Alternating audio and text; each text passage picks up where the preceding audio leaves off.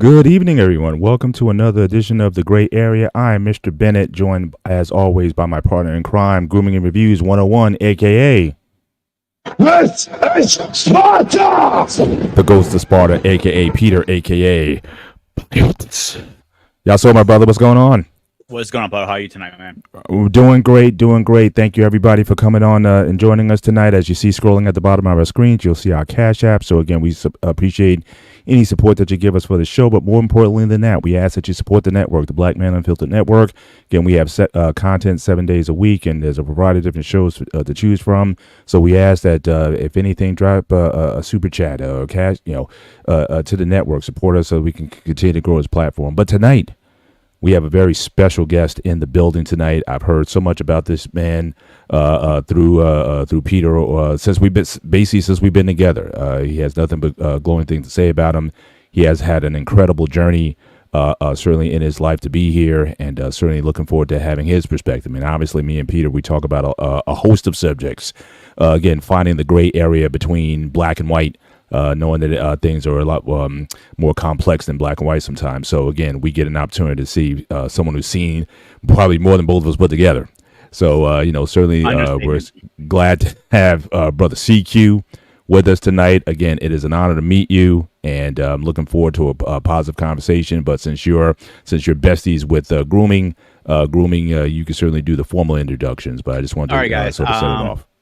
So this guy we're looking at right now, he is the sweetest guy I ever know. One of the best person who would take the shirt off his back. He has gone through hell and back. He's a husband. He's a father. He is one of the greats. I am lucky to call him my best friend and a brother. So I want to give everybody one applause to my best friend, CQ. So, Hey, guys. Hey. Oh, you want to fire the first shots? That's all right. Well, again, so again, in addition to not only his life, which we're going to get into tonight, but he also has his own podcast. He has his own show where he talks about pop culture warrior. So I'm going to allow you to just to plug your channel and just talk about how they came together. I mean, me and grooming, we also, is weird, as different as we are, we have a lot in common. We're kind of geeks in a lot of ways. We like a lot of the same things, into a lot of the same stuff. So, in fact, we have a show. Grooming has a show on Friday nights called Saturday nights called The Hangout. We talk about all kinds of stuff. So we just talked about Cobra Kai series last night, and we've talked about everything from Star Wars to 80s music. You got the vintage 1984 shirt on, one of my favorite years of all time. And so, the 80s was like the explosion of everything from video games to music videos to whatever. So I am an 80s kid, born in 69. But, that's my era, or whatnot. But, you certainly bring a lot to the table. So tell us a little bit about your channel and how'd you come up with it and what made you decide to put it together? Okay. Man, I'm terrible at self-promotion. I mean, I know, but the show's called Pop Culture Warrior. It's Tuesday nights live, 8 p.m. Eastern. Usually do 2 to 3 hours.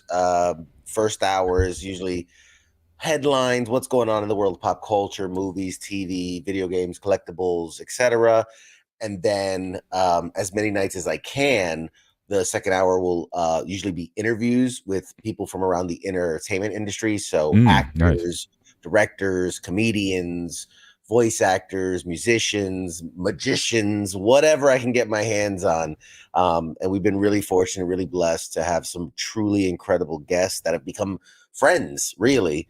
And then on the off days that I don't have a guest, then, we do giveaways, we do call-in shows, we'll play video games with the audience. We'll play like a Jackbox party game, a trivia game. Wow. And nice. People can play live with us and try to take the crown of ultimate trivia champion over here.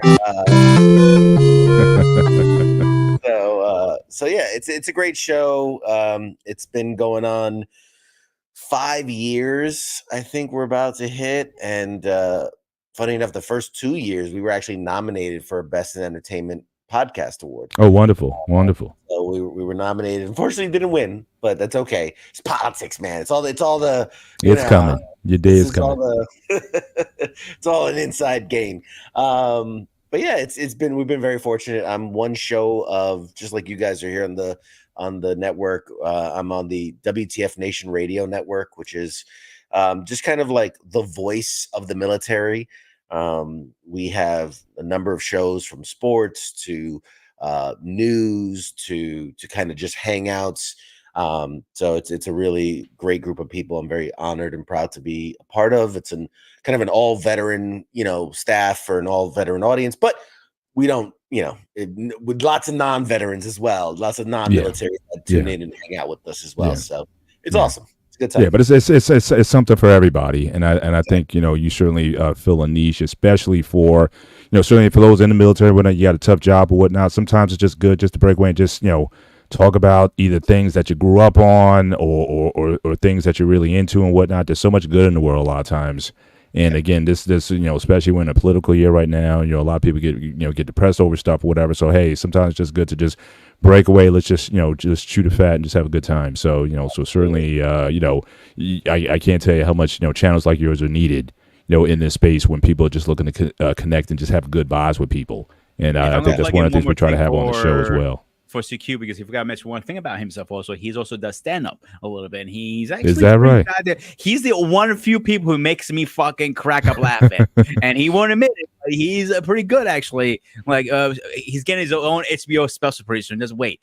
Okay. All right, so 2024. Mark my words, you're going to get it. Well, you just brought the question for me then. So, okay, so stand-up comedy, okay, from what I understand, that is hard. It's not something that can be taught. I know guys who've studied improv or whatnot. It's not the same thing. So I got to ask you, your Mount Rushmore of comedians. You got to pick 4, but you're either your major influences or whatever, or the guys who just made you laugh the most or whatever. So again, who goes up on that Mount Rushmore of stand-up comedians? And that's a question a lot of the comedians I used to hang out with, we used to kind of go back and forth with, and it's very hard because there are legends upon legends. There are people that stand head and shoulders, your Richard Pryors and, Eddie Murphy back when he was doing comedy. And like, there are people that are just so good. I guess because I was such a fan of comedy and I was so in the weeds of it. There's a lot of guys that I think aren't as mainstream. People named Mitch Hedberg's not, he's mainstream within comedians, but maybe not in the mainstream sense. He also died young. But I mean, there's so many good ones. But right now, I can tell you the people that I love to watch the most: Tom Segura, Nate Bargatze. Who else? I've been really fortunate that I've gotten to, in my little group here in the DC kind of metro area. I've gotten to spend time with a lot of really great comedians, local comedians. So some of the people that make me laugh the hardest are someone who's never had a special or has never been a touring comedian. But there's a great network of military veteran comedians. How I kind of got into it is there's a program for military veterans and military members to learn stand-up comedy, and it's just a great community. And out of that, some of the most funny people I've ever seen and met have come out of that program, and they'll be famous one day. But nobody knows it yet. Yeah, it's interesting you talk about that because I know guys like George Carlin, for example. Now it's interesting. George Carlin rarely made me laugh, but he made me think. Makes you think. I mean, like sometimes like comedians, you say, "Ha ha, oh that's funny" or whatever. But Carlin was like, he would do like a mind bend on you. He's like, man, that makes, I never thought about that. So you would laugh out of like the irony of what he's saying, not necessarily because it was funny per se. It wasn't like slapstick or anything like that. But he like you went to him, it was like you were going to college, like university. Like you had that wacky university professor who was sort of non-conventional in his thinking or whatever. And I remember I had some of those guys back in college. I was like, wow, these guys are really deep. So I would listen for the enlightenment more so than the entertainment per se. But I would still put him up there with the goats because he just had a different way of looking at the world. But and especially when you look at how the world's running today, a lot of stuff he said was kind of prophetic at the same time. So And if you think about like good comedians, like I know one me and CQ actually met, not together separately, Brent Williams. That little guy, he's hilarious. And most perverted jokes you ever heard in your life. Right. That's why he makes them funny. With me personally, I can speak, and CQ knows it, and you know this too, Paul, about our conversation. Like I have a hard time laughing sometimes about all the trauma I has been through. CQ, Brett Williams, and Fluffy. Those are the 3 people I can name off my head. And Vasily, I played them on one of our shows, his skets. Those 4 guys, I guess, it makes me crack up. I almost pissed myself a couple times laughing so hard. Yeah. Sorry to get. I think the nice thing about comedy also, it's almost like hip hop to a degree. Like you have different genres of it. You got your East Coast, you got your West Coast, you got your Southern, you got your your hardcore, you got your soft, you got your.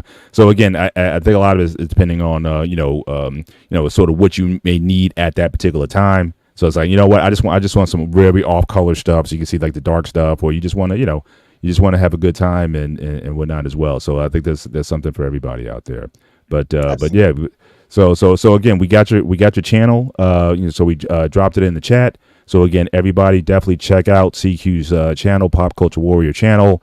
And so he's got some great content out there. And from what I'm seeing of it, man, you put the work in. I mean, because that's the one thing. Now again, I enjoy being a co-host. Everyone's like, when are you going to launch yours? Like, I have a channel. I haven't really gone headlong into it yet. But I enjoy certainly co-hosting shows. I've guest hosted shows when I love being the substitute teacher. But to stand out there and to put out content week after week and keep that going for you guys are able to do it, salute. But he's definitely putting the work in. So definitely to check out, not only that, check out his website, popculturewarrior.com. His link tree has always been posted there as well. So check him out. He has a lot of great content there. But CQ, I want to turn it over to you. So let's get into the man. And how do we get here? Where did it start? And kind of how did you get here? So grooming, I'll turn it over to you since you guys have the relationship, and I'll like double dutch. I'll get in when I fit in. So I'm gonna put one of his own moves from his own channel. So, Mr. CQ, what kind of relationship do you have with the military? Oh yeah. He told me about this last night. He's like he was kind of like, watch this. All right, I'm gonna say. I was like, where's this going? So he's got me curious now too. Look at his face. That's what I'm gonna say. So I did serve in the Army. There you go. Answered question. Now, the long and short of it is, I guess to understand kind of my background is to understand that I was born and raised in New York City. I was a ghetto kid, Upper East Side, Spanish Harlem, teenage mom, dad not in the picture, so very underprivileged hood as you can get. And bounced from school to school, public school to school. And I was a senior in high school when 9/11 happened. So I remember, obviously, September 11th, that was second week of senior year. And so I had no idea what I was going to do post high school, but that happened. And it really, I had never even thought of the military before that day. And then obviously there was such a big push for, patriotism and country and United. And as personal as 9/11 felt for everyone here in America, those of us in New York City, it felt very personal, very, very personal. This is not just a black eye on our country, but this is a direct attack to my home. Yeah. And so within weeks, I just made the decision that I was going to join the military. And so I entered what's called the delayed entry program. So it's crazy to think today, but there was such a push for people to join the military that it wasn't just, sign up and a couple months later you're in. There was such a backlog of trying to get people in. There were so many people, an influx of so many people. You had to basically wait for an opening to go in. Wow. And so it took almost, 9 months, 10, I graduated high school, and then what should have been just right into the summer going in, it wasn't until the following January that I was finally able to get into the military. So it was 2002, January of 2003 is when I actually finally entered.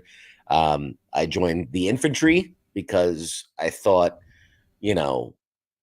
the infantry is what we call the tip of the spear. They are the frontline fighter. They are the ones. And my thought at that day was, if there's anyone going to be getting some, it's going to be the infantry guys, and I wanted to get some. And so I joined infantry. I also joined airborne. So I went and I did basic training in Fort Benning, Georgia, now called Fort Liberty, I think. Back in the day, it was Fort Benning. Did my infantry there, did my airborne school there, and then immediately shipped out to Italy. I got stationed in Italy, of all places.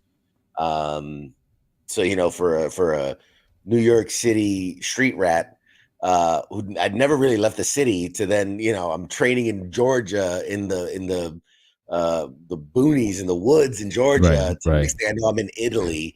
It's a lot of change in a couple weeks, really.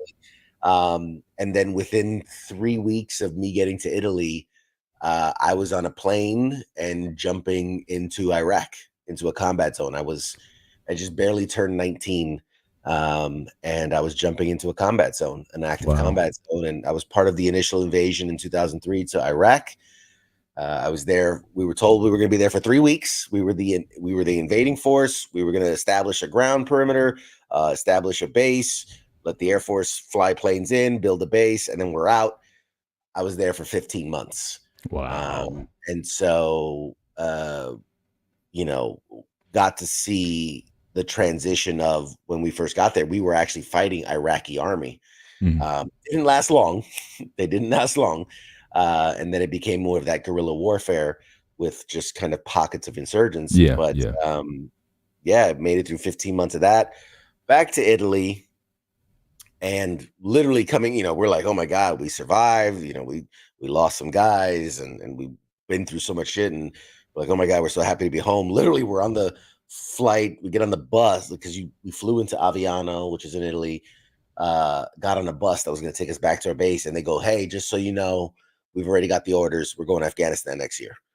So we're like, oh, great. Like, we barely recovered. Not even some of our families yet, and we already knew we were going to be getting redeployed. So then a year of training in Germany, Hungary, Lithuania, all over the place, and then ended up in Afghanistan.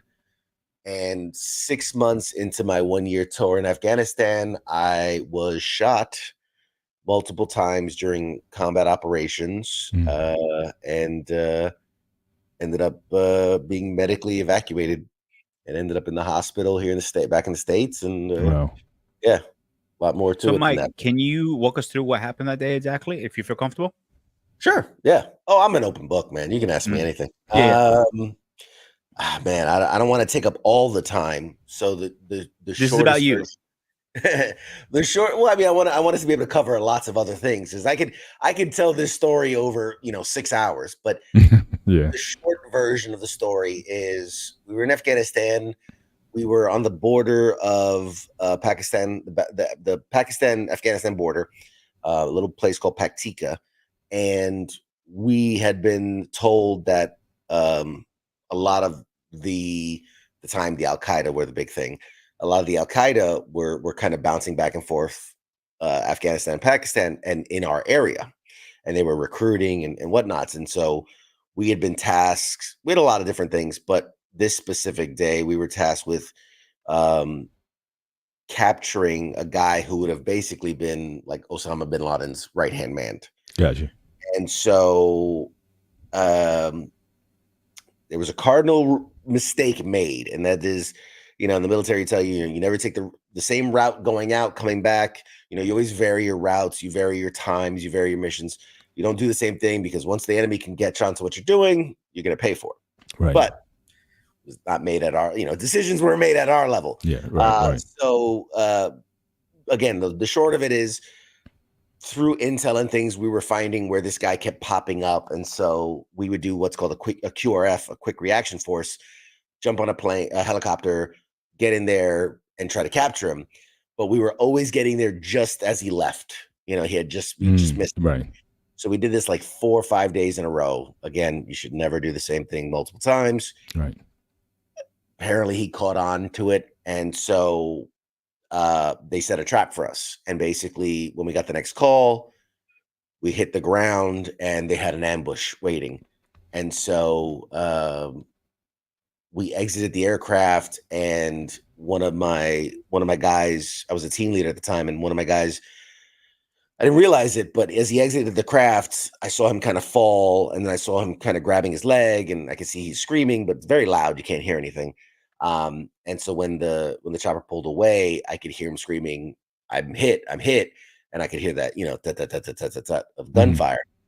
And so I was kind of behind this rock, and basically he was out in the open laying there because he had been hit twice in the leg. And I could see the little like puffs of dirt bouncing around him. Yeah. Which tells me he's still being shot at. And so, and I hate telling this only because it sounds way more heroic than it really is meant to sound. And it's just, this is what we just do what we're trained to do. Right. And so I sprinted out into the open, which is a bad idea, and grabbed him. We have these little pull collars on the back of our armor. And so I just grabbed him and I started dragging him back because I figured, all right, over there, I wasn't getting shot at. So that's got to be safe. But in the process of dragging him, I was shot first in the bicep. I was shot in my bicep. And I can only piece this together. I mean, it took me months to really piece it together. And it's because everything's happening so fast. And I just remember, like, as I was dragging him, he suddenly it felt like he got heavier. And I, like, again, it's all a blur and all a jumble in your head, but like, I thought, oh my God, maybe like his satchel or something got stuck on like a root or a rock, or I just knew I couldn't pull him anymore. Right. And I remember looking down, I didn't see anything. It looked pretty smooth. And so I just like threw my whole body into pulling harder, and I got him moving again. I didn't realize that I'd been shot in the bicep, which had shattered the bone and disconnected basically all the muscle and everything in my arm. And so I had basically, like, I had my weapon and I was slung across. So I kind of just tossed my weapon aside and it slung behind my back, hooked my other arm and just pulled with both. Right. And got him going again. And that's when I took a round through my shoulder, which actually, because of the angle is that, it actually kind of came like up and was headed to my neck, but hit my clavicle and redirected and came out my back. And again, the only reason I know is because all of a sudden he got way heavier. Heavy again. It's because I had completely severed my entire shoulder from the body. And so at this point, I'm just pulling with two dead arms, but you know, your brain is just saying that's safe, go there. And so I dragged him, I got him into cover, still hadn't realized I'd been shot. I just remember I put him down, I said, stay down. And as a team leader, I'm like, all right, I know my guys are, you know, they were spread out and I could hear them shooting and making call outs. So in my head, I'm like, all right, I'm going to assess the situation. You know, we'll call it in, we'll make whatever, we do the things we have to do. And I went to pick up my weapon because it has like a, you know, scope and allows me to see. And my arms were like noodles. And like they were just swinging. And I'm like, my brain's saying, pick up your rifle, look through the scope. And I just was like slapping at it.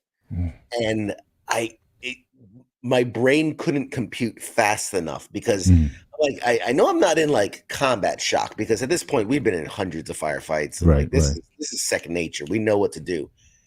And so I couldn't figure out like, why is my arms not suddenly doing what I'm telling you to? Now, bear in mind, I'm standing out in the open going like, what the hell is going on?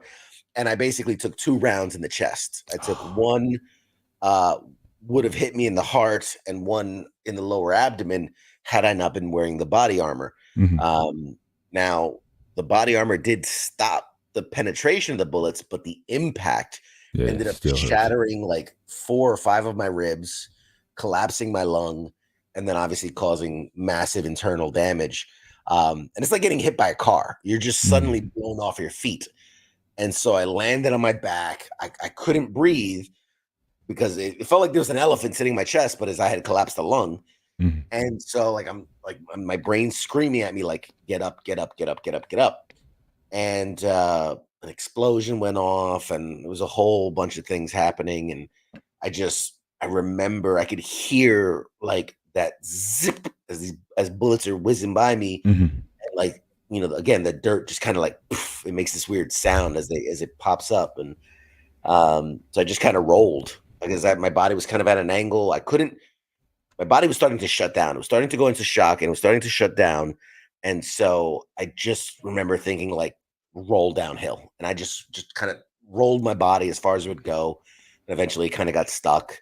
And I was trying to make call outs, but I'm like, I can't see anything. I don't know where anything is. And luckily one of my teammates saw that I was down, and he came running over to me, and he starts like checking me and moving things. And he's like, I could, this is a good friend of mine, Mexican dude, oh, jumped over the border Mexican kind of dude. Mm. Brown, dark brown. We've been sitting in the sun for 6 months, dark brown. And when he looked down at me and I looked up into his eyes, I saw like all the color drain out of his face. And he was about as white as Pete there. And I was like, oh, that's not good. And I'm like, and I had taken, we call it a CLS, which is combat lifesaver. Mhm. You're not a medic. I was not a medic, but you learn on the emergency things to keep someone alive until a medic could get to them. Right. Mhm. So like in my head, I'm like, okay, I'm already running through the checklist, and I'm like, okay, I can't move my feet. So I'm thinking, oh, shit, man, did I get shot in the spine? Am I paralyzed? So in my head, I'm screaming, like, I'm like, move your toes, move your toes, move your toes. And I could feel heat leaving my body. It's hard to explain, Mhm. but I was like, oh God, I think I'm bleeding out. And so I'm telling him, hey man, you gotta, because I know entry wounds very small, exit wounds very big. Right. And so I'm like, man, you gotta see if I'm bleeding out. And he's like, dude, there's blood everywhere. And I'm like, okay. I'm like, look for the main stuff. I'm like, don't worry about the arms, don't worry about the legs. Like, you gotta check chest. Like that's where you're gonna die. You're gonna die from Right. a lot of internal stuff. Got it. And so he's like patting me down, and he's checking me. He's like, I don't know. And at this point, the best way I can describe it is it's like I was laying on a rock, like a really big rock, and it was digging into my shoulder. And I'm like, it's like something's wrong with my shoulder. I was like, you gotta check my shoulder. It doesn't feel right. And he slid his hand into my uniform and immediately pulled it out. And it was just, I mean, it looked like he dipped his hand in a bucket of paint. Yeah. Yeah. And it was Yeah. red. And he's like, there's a hole. And I'm like, okay, like how big? And he just kind of went like that. Yeah. And I was like, all right, well, shit. I was like, we gotta pack that. You gotta pack that right now. Cause I literally felt like a battery that was draining. And he pulled my shirt back, and we had we call it Curlex. It was this like cotton wadding, and normally you would unwrap it and wrap it around someone. And I was like, pop it open, shove the whole thing. The whole thing. Yeah. And when he did that, that was the first pain I felt.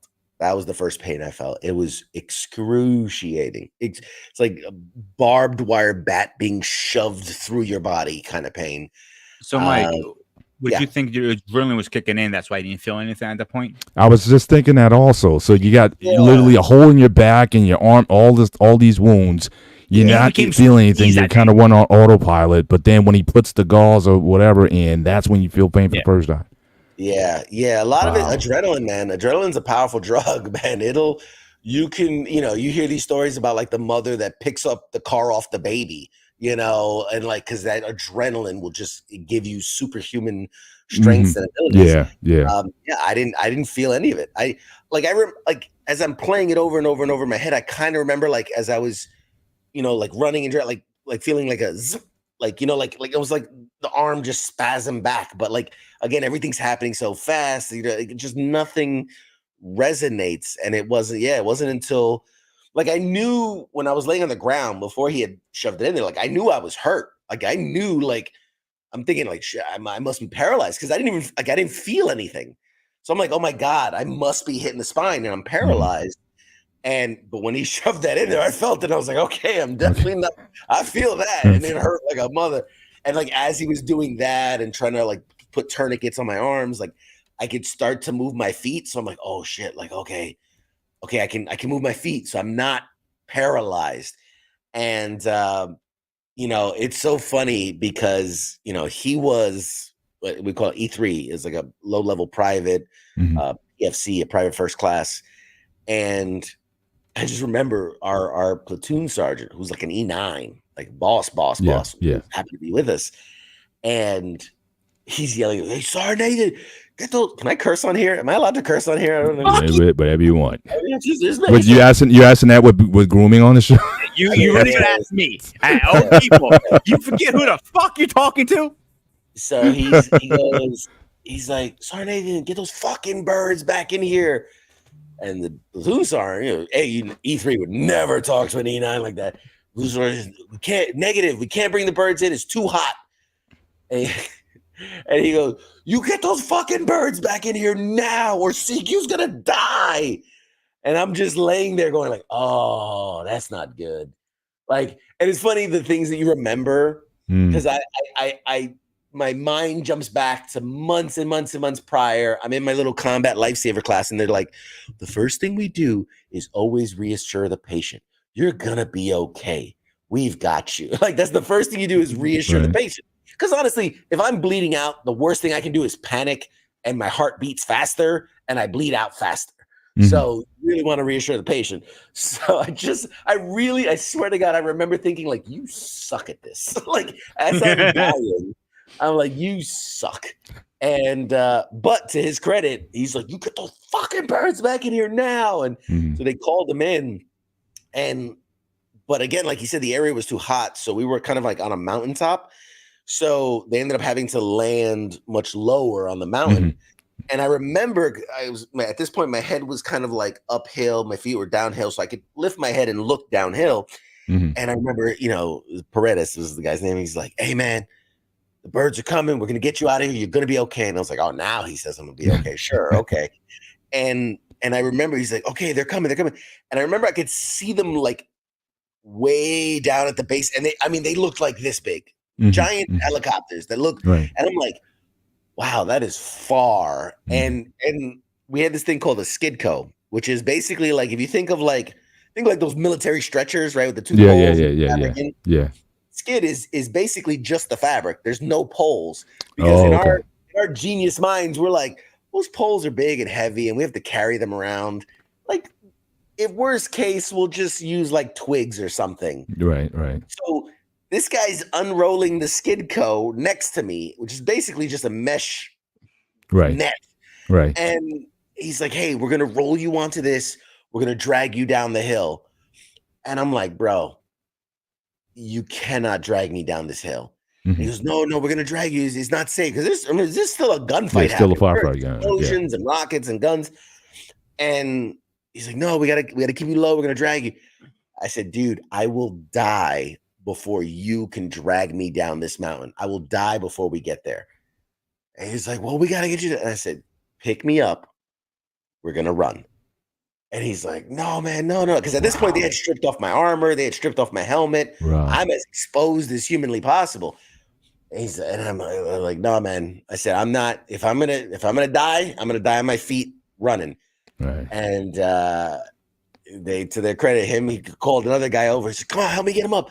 And they picked me up. They put one arm over one guy, the other arm over the other guy, and we just hauled ass. And literally, I could hear my guys like, "Covering fire!" So they're covering us as we're running down, and we ran down. And the humorous, I can find the humor in this now, is as we're running down the hill, the helicopter didn't land because the helicopters can't land on a pitched surface. Right. All over. Right. So it's hovering at about 6 feet. And I remember we're running. And as it's getting closer and closer, I'm realizing, oh, it's higher and higher off the ground. And I'm thinking, well, shit, my arms don't work. How am I going to climb in? And as if without skipping a beat, we got to it. And these guys just one hand on my ass, one hand on my shoulder, and they threw me like a lawn dart. Wow. I'm flying through the air. And I just remember, like, as I'm flying, I'm like, I can't brace. I can't put my hands up to protect myself. So I just boom, land right on the steel floor of this helicopter, just right on my face. With Just a collapsed lung. With a collapsed lung, bleeding out. I I'm just like this. How the hell they picked up your fat ass and throw you up there? That's my question. I mean, again, adrenaline. First of all, back then I wasn't as heavy as I am now, but You're in pretty good shape now. You only weigh like 350, right? no, not even close. But adrenaline will do things, man. And they got me on there, and thank God we had a really good medic on the flight. And he took one look at me, and I remember he looked at the pilot. He's like, "Fucking go!" And they just tore out of there. And he just starts stripping me naked on this metal floor. I mean, we're in the mountains. We're like 15,000 feet. It's freezing cold as it is. I think it was, oh no, it was like September.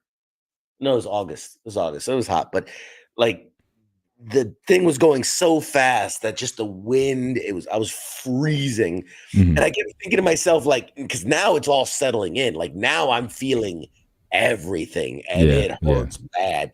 So my brain is screaming, like, and I'm trying to yell to the guy. God bless him. He's working to save my life. He's putting in IVs, he's putting on tourniquets, he's patching things. And all I can think is I'm screaming at him, morphine, morphine. And he's just ignoring me, just working away, trying to save my life. God bless him, doing the right thing. And so I start like a tantrum. I start just kicking because I can't move my arms or anything. I'm just kicking. And he finally looks at me like, what? What the fuck do you want? And I go, because again, very loud. I'm like, morphine. And he's like, and he like reaches into the bag. He sticks me. He's like, happy? And then goes back to work. And then I was just like, oh, okay, yeah, we're good. We're good now. And I stayed, surprisingly, I stayed conscious the whole ride. Wow. Got back to the small base that we were at, this little base called Organy, little mud base with like sand walls. And there was literally like a mud hut emergency care unit. Like it was the flight line, traumatic, whatever. So literally we land, they grab me and off the thing and straight in. And I'll never forget because like they lay me on the thing. And at least in my mind, I was thinking like, okay, at least I'm in safety. Because, the worst way I can imagine dying is, you look at things like Lone Survivor and stuff where they're like, you're out there, you're captured by the enemy. You don't want to go out that way. You'd rather eat a bullet. Yeah. And so like, I was kind of okay. Like if I die now, at least I know I'm not going to end up on some Haji video, decapitator nonsense. Yeah. Like I'm with, even if I die, at least my body's going home. Gotcha. And so I was kind of really at peace at this point. Plus the morphine is just fucking good. And so they laid me on the bed. And as I said, I never forget, because a buddy of mine was one of the medics. And I'm laying there and they're scrambling and they're, doing all this and all this, getting stuff ready. And they're literally about to put the mask on to knock me out. And I remember looking at my buddy and I'm like, how bad is it? And this is not what you want to see. Like, as he's putting the mask on, he's like, and I'm like, no. He puts the mask on, and I'm out. And so they kept me induced for about 3 days. When I finally came to, I was in a whole different base, in the main base in Afghanistan called Bagram. And I woke up and there was a doctor there, and he's like, hey, don't try to talk. You're intubated. Like you're badly damaged and this, that. We're just waiting for a ride to get you out of here. And so like a day later, I was on a flight to Germany, to Landstuhl, which is the regional medical center in Europe. I was there for like 4 or 5 days. And like, they basically told me, they're like, there's nothing we can do for you here. You are way too badly damaged. We're sending you back to the States. And so from there, I took a flight back to the States.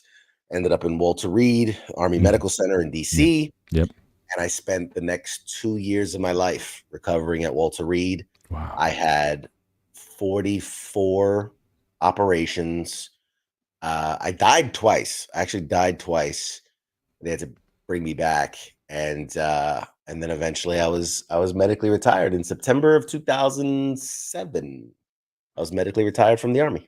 So basically, all these events happen over a 4-year period. basically. From the time you got in 2003 is when you finally get in, and by 2007 you're kind of sort of on the road to recovery.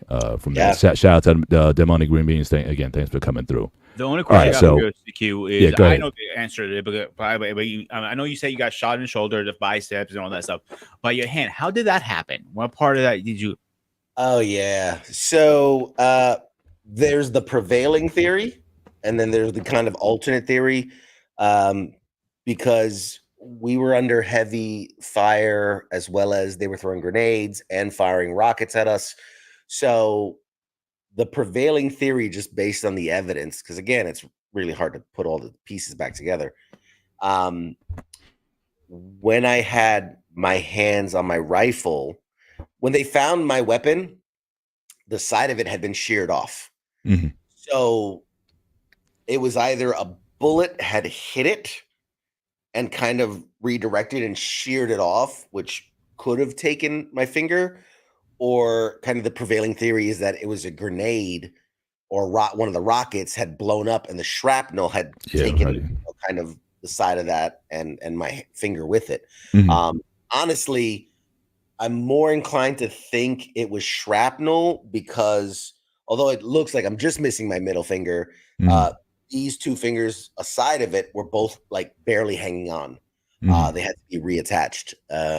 So there were giant chunks blown out of both fingers. Right. So yeah, I mean, it's wild, man. I look back, like I have pictures of like, for evidence reasons, they took pictures of like my uniform and like the glove I was wearing and my body armor and all that stuff, and you see the bullet holes in it and the blood stains on it, and it's crazy. It's crazy when you look back at it. And be honest, I seen on your Facebook, and I see how bad they are. And like when I first met you, I was like, holy shit, you went through fucking hell and back.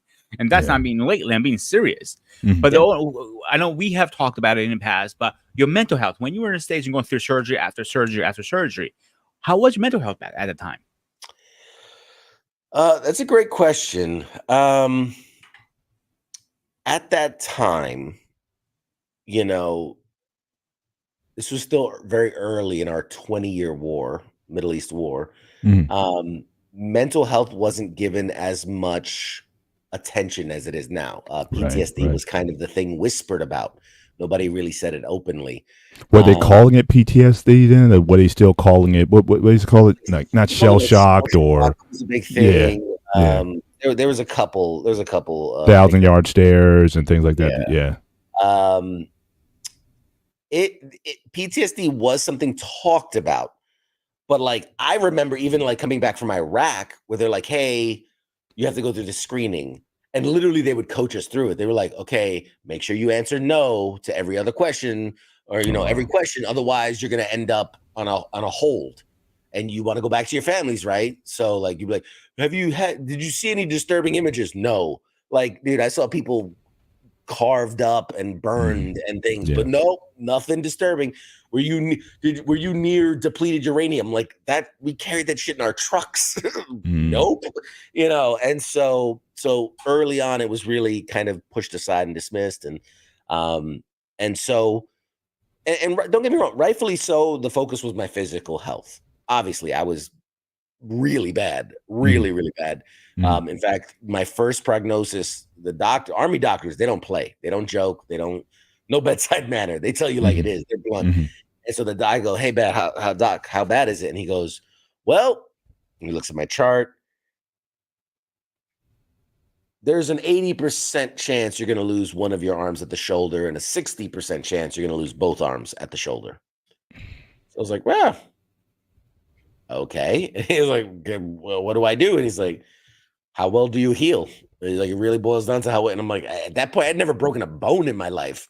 Right. And he's like, "Well, we'll do what we can and hope for the best." And got lucky a few times and had a few setbacks, but I'm here. But yeah, for the mental health part of it,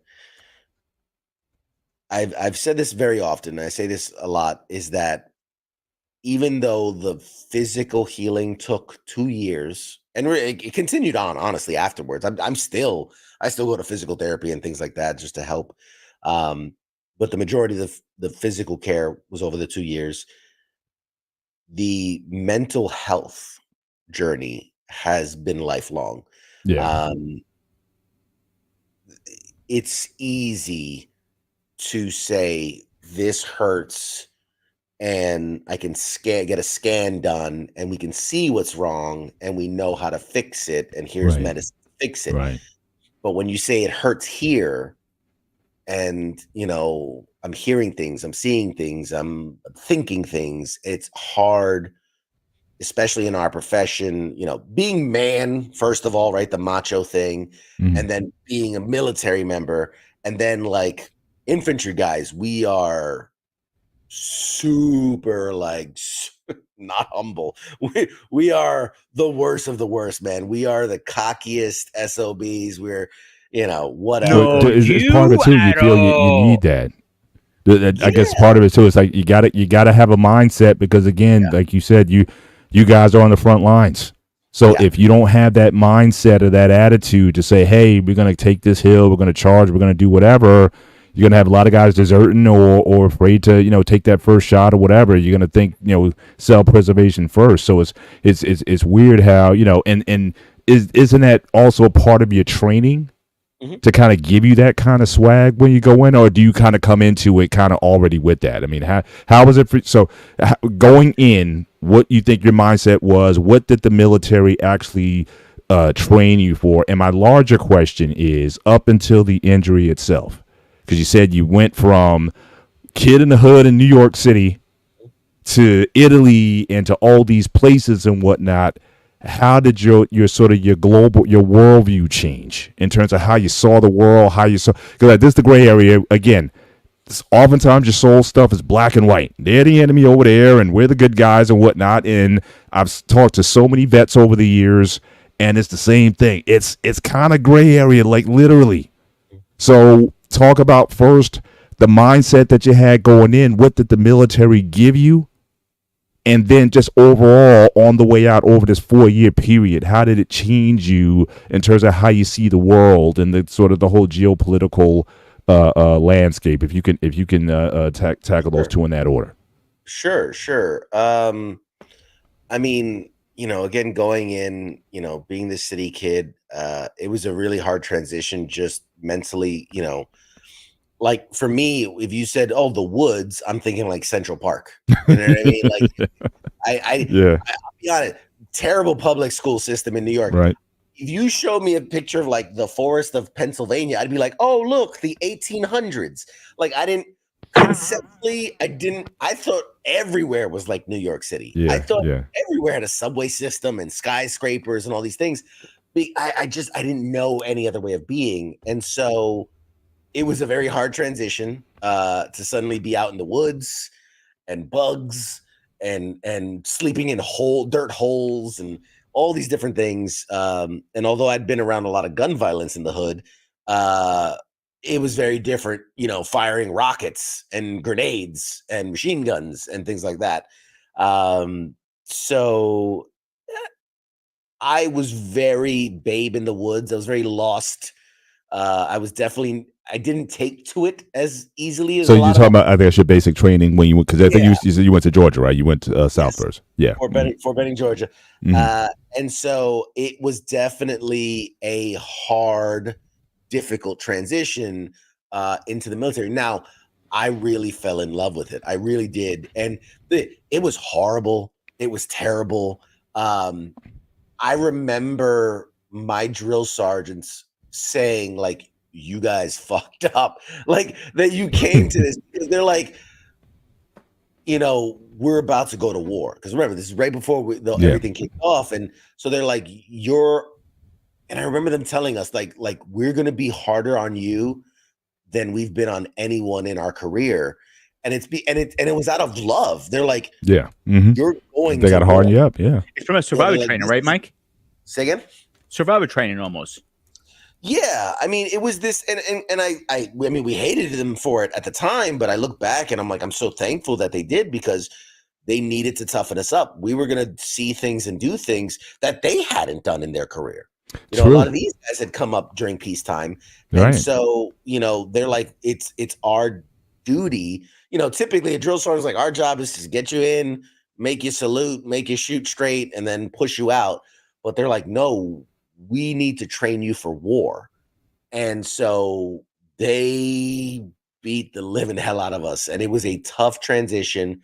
But by the end of it, I was truly indoctrinated into the military. I drank the Kool-Aid. I hook, line, I wanted to get army tattoo. Like I wanted to, I was that guy. I still have, man, I should pull it out, but I have my basic training book. Like you graduate, you get a little book with all your pictures in it and stuff. And,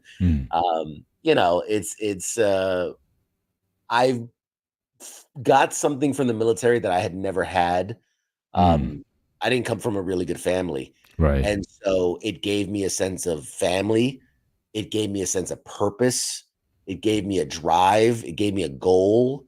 And then, like you were saying, just from New York to Georgia. Wow. What a wide swing. First time I ever had, biscuits and gravy, right? Something stupid. Oh, that's a southern staple. That's definitely never had biscuits and gravy before. Was it country fried steak? Never. Yeah. Oh yeah. Having that, I got Georgia roots. My family's from there also. So so I know it well. I was. But we say what you will. Leonard Skinner, the fucking Sweet Home Alabama. Yeah. The first time I'd ever heard it was at our graduation ceremony, and I went, man, this is good. Like, I like this. And like people were singing along, and I'm like, what are you? I'm like, I'm a Linkin Park kid and whatever, but I'm like, everybody's singing along. Like, this is catchy. And I'm like, it was just so different from the world that I had known and grown up in. And so it really expanded my view then. And then next thing you know, I'm in Italy, and that changed my whole perspective on the world and how differently just Europe operates from the States. And then to be in Iraq and being like, oh my God, like this is a third world country, and like the sewage running through the streets, and although it did give me some kind of New York City vibes in some of the neighborhoods, because you had like the wires going from building to building and things, and I was kind of like, it's kind of like home.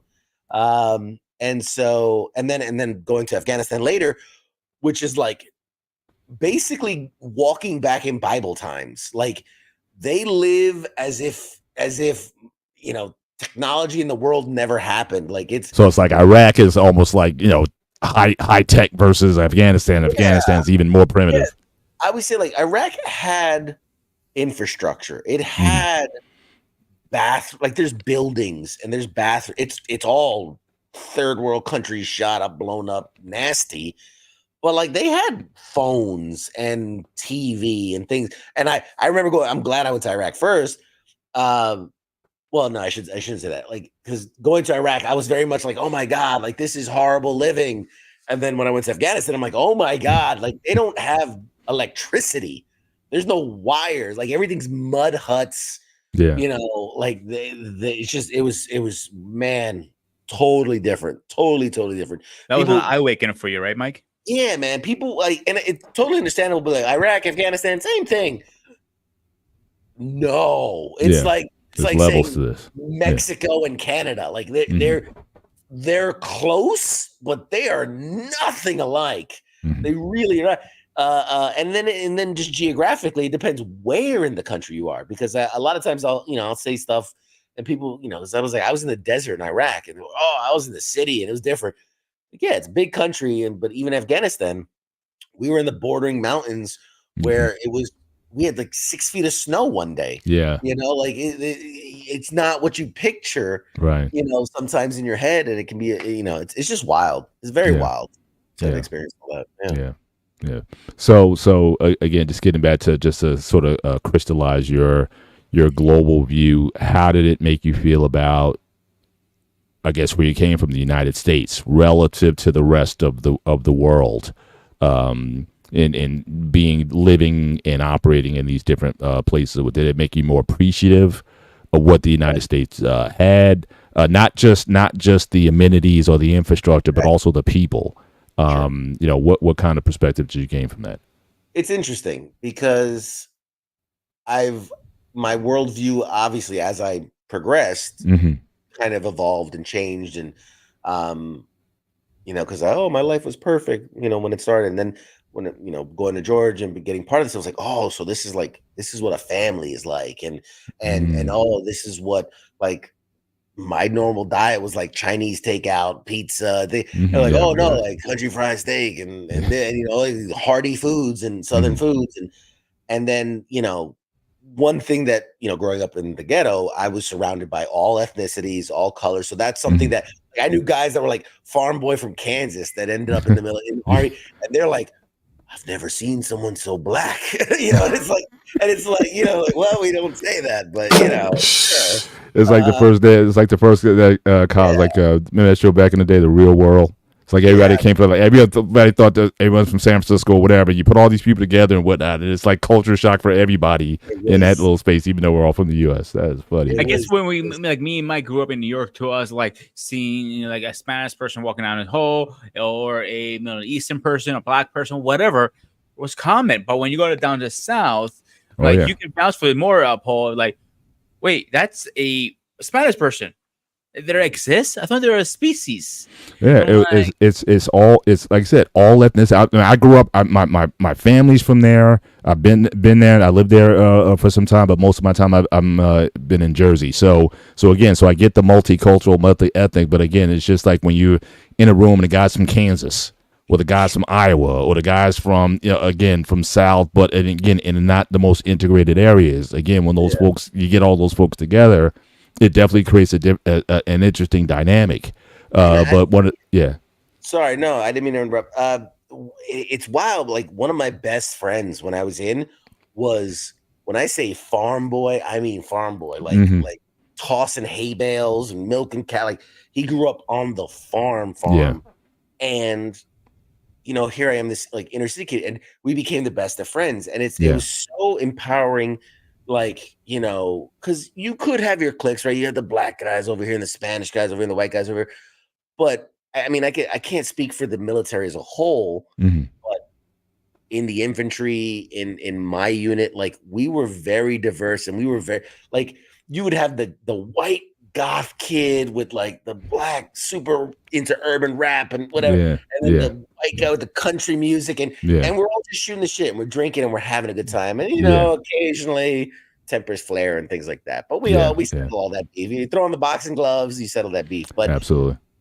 again, as to answer your question, as I traveled, and I think Europe more than anything really opened my eyes into just because again, it's comparable to the US. Whereas like Hmm. something like Iraq and Afghanistan, you can't, it's Right, apples right. That's and totally oranges yeah, what we yeah, got. yeah, But going to Europe and like I took every chance, obviously, after I survived Iraq, I was like, holy shit, I'm alive. I need to experience as much life as I can because I know I was going to hmm. Afghanistan. I'm like, I might not survive that one. Right, right. Like I went to Spain, I went to Ireland, I went all over Europe, I traveled over Italy.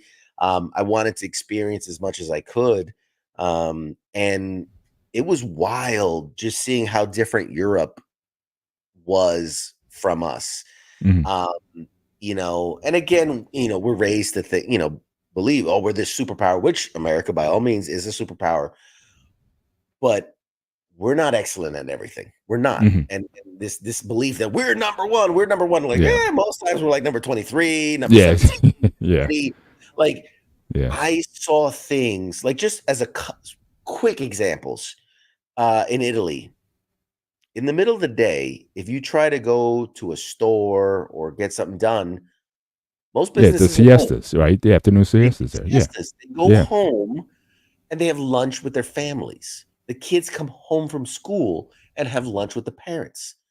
Like, of course, they have better home value when they're given that, hmm. And in some areas, they're super progressive. Like, man, there were billboards with just tits hanging out, Yeah, billboards, and yeah, I'm thinking like, holy shit! Like, you can't just show tits, and they're like, tits are on TV. It's like part of the soap operas. yeah, And I'm like, what is happening? This is like, yeah, it's like, is this cable? They're like, no, this is they just have a healthy, like, they don't frown upon sexuality. They don't treat it like this dirty no thing. It's like, no, it's a yeah, part of whatever. And it's funny you said that because a couple weeks ago we had a whole conversation about how sex is in Europe and Greece and everything. And it was like, that it's on monsters are TV. It's in in Germany and what it's so there. Like- I mean, I always looked at America as almost like we're kind of like bipolar. I think. Yeah. like We're to get puritanical on one end, but then we're hyper on the other end. There's no bounds. You just find pockets of things, but there's not like a national, like you said in Europe. It seems like the identity, and it's not like they're producing perverted kids or Like, these here's a these better kind of example people. too. Your father takes you to the hooker to lose your virginity. That's very common. And like, I can't speak for that, but I can speak about that. I mean, like, drinking age. There's no drinking age there. Yeah. Because they have a healthy relationship with alcohol. Like Right. I would always date locals because I'm like, I could have dated inside the military, but I'm like, hey, I'm traveling. I want to date locals. I always had Italian girlfriends, and like they would take me home for dinner, and like you would see kids have a glass of wine, and it's It's because integrated they had into the healthy culture. Yeah. respect for it. They understood it. You never saw a drunk Italian because they knew how. But again, in certain ways, very progressive, in certain ways, very old fashioned. Like, a girl lived at home with her parents until she got married. Like that's Right. just a traditional way of doing things. Right. And boys went off and went to college and things like that, or went to work. And so it was just really interesting to see these kind of dynamics. I'll never forget, like, it was my first, second, third night there. This guy's like, hey man, we're gonna go out to dinner, like come with us. I'm like, all right, cool. And we go out to this restaurant and we're sitting there and we order our food and we're eating. And I remember looking over and I see this like grandfather with his granddaughter and they're having a nice meal. And I'm like, that's beautiful. Yeah. And then she climbed into his lap and they started making out. And I went, oh no, that's not what I thought it was. And I look over to the other guy, I'm like, eh? He goes, yeah, that's normal here. Like, because older men are considered to be able to provide for women. So they typically have younger, whatever. Well, because we've talked about that in the space also about like everybody here wants to sort of date in their own age bracket, like the whole idea of age dating, like you marry, like they said, like there was some content creator saying that like a man shouldn't get married at least until he's like 35 years old when he's kind of set in his career and established whatnot. Then he married the young 20 something or whatever, and then everybody freaks out about that. It's like, oh man, that guy's too old. He's a grandfather or whatnot. So it's like, forget 30, 40 year age gap. Women don't even want to go like a 10, 15 year age gap when it comes to dating here. So so we're just it's just very different here. You're absolutely right about that. Yeah. And how we value things, I think also is overseas very is very, very common. A date 15, 20-year-old difference and maybe more. It's common. And like people don't look at it different. Here it's like, what? You're dating a 20-year-old younger woman? Like, you're perv. Yeah, you're perv. You're pedo. Pretty much, it's crazy. Yeah. It is. And then to finish that off, it's just going to places like Iraq and Afghanistan and seeing how they live and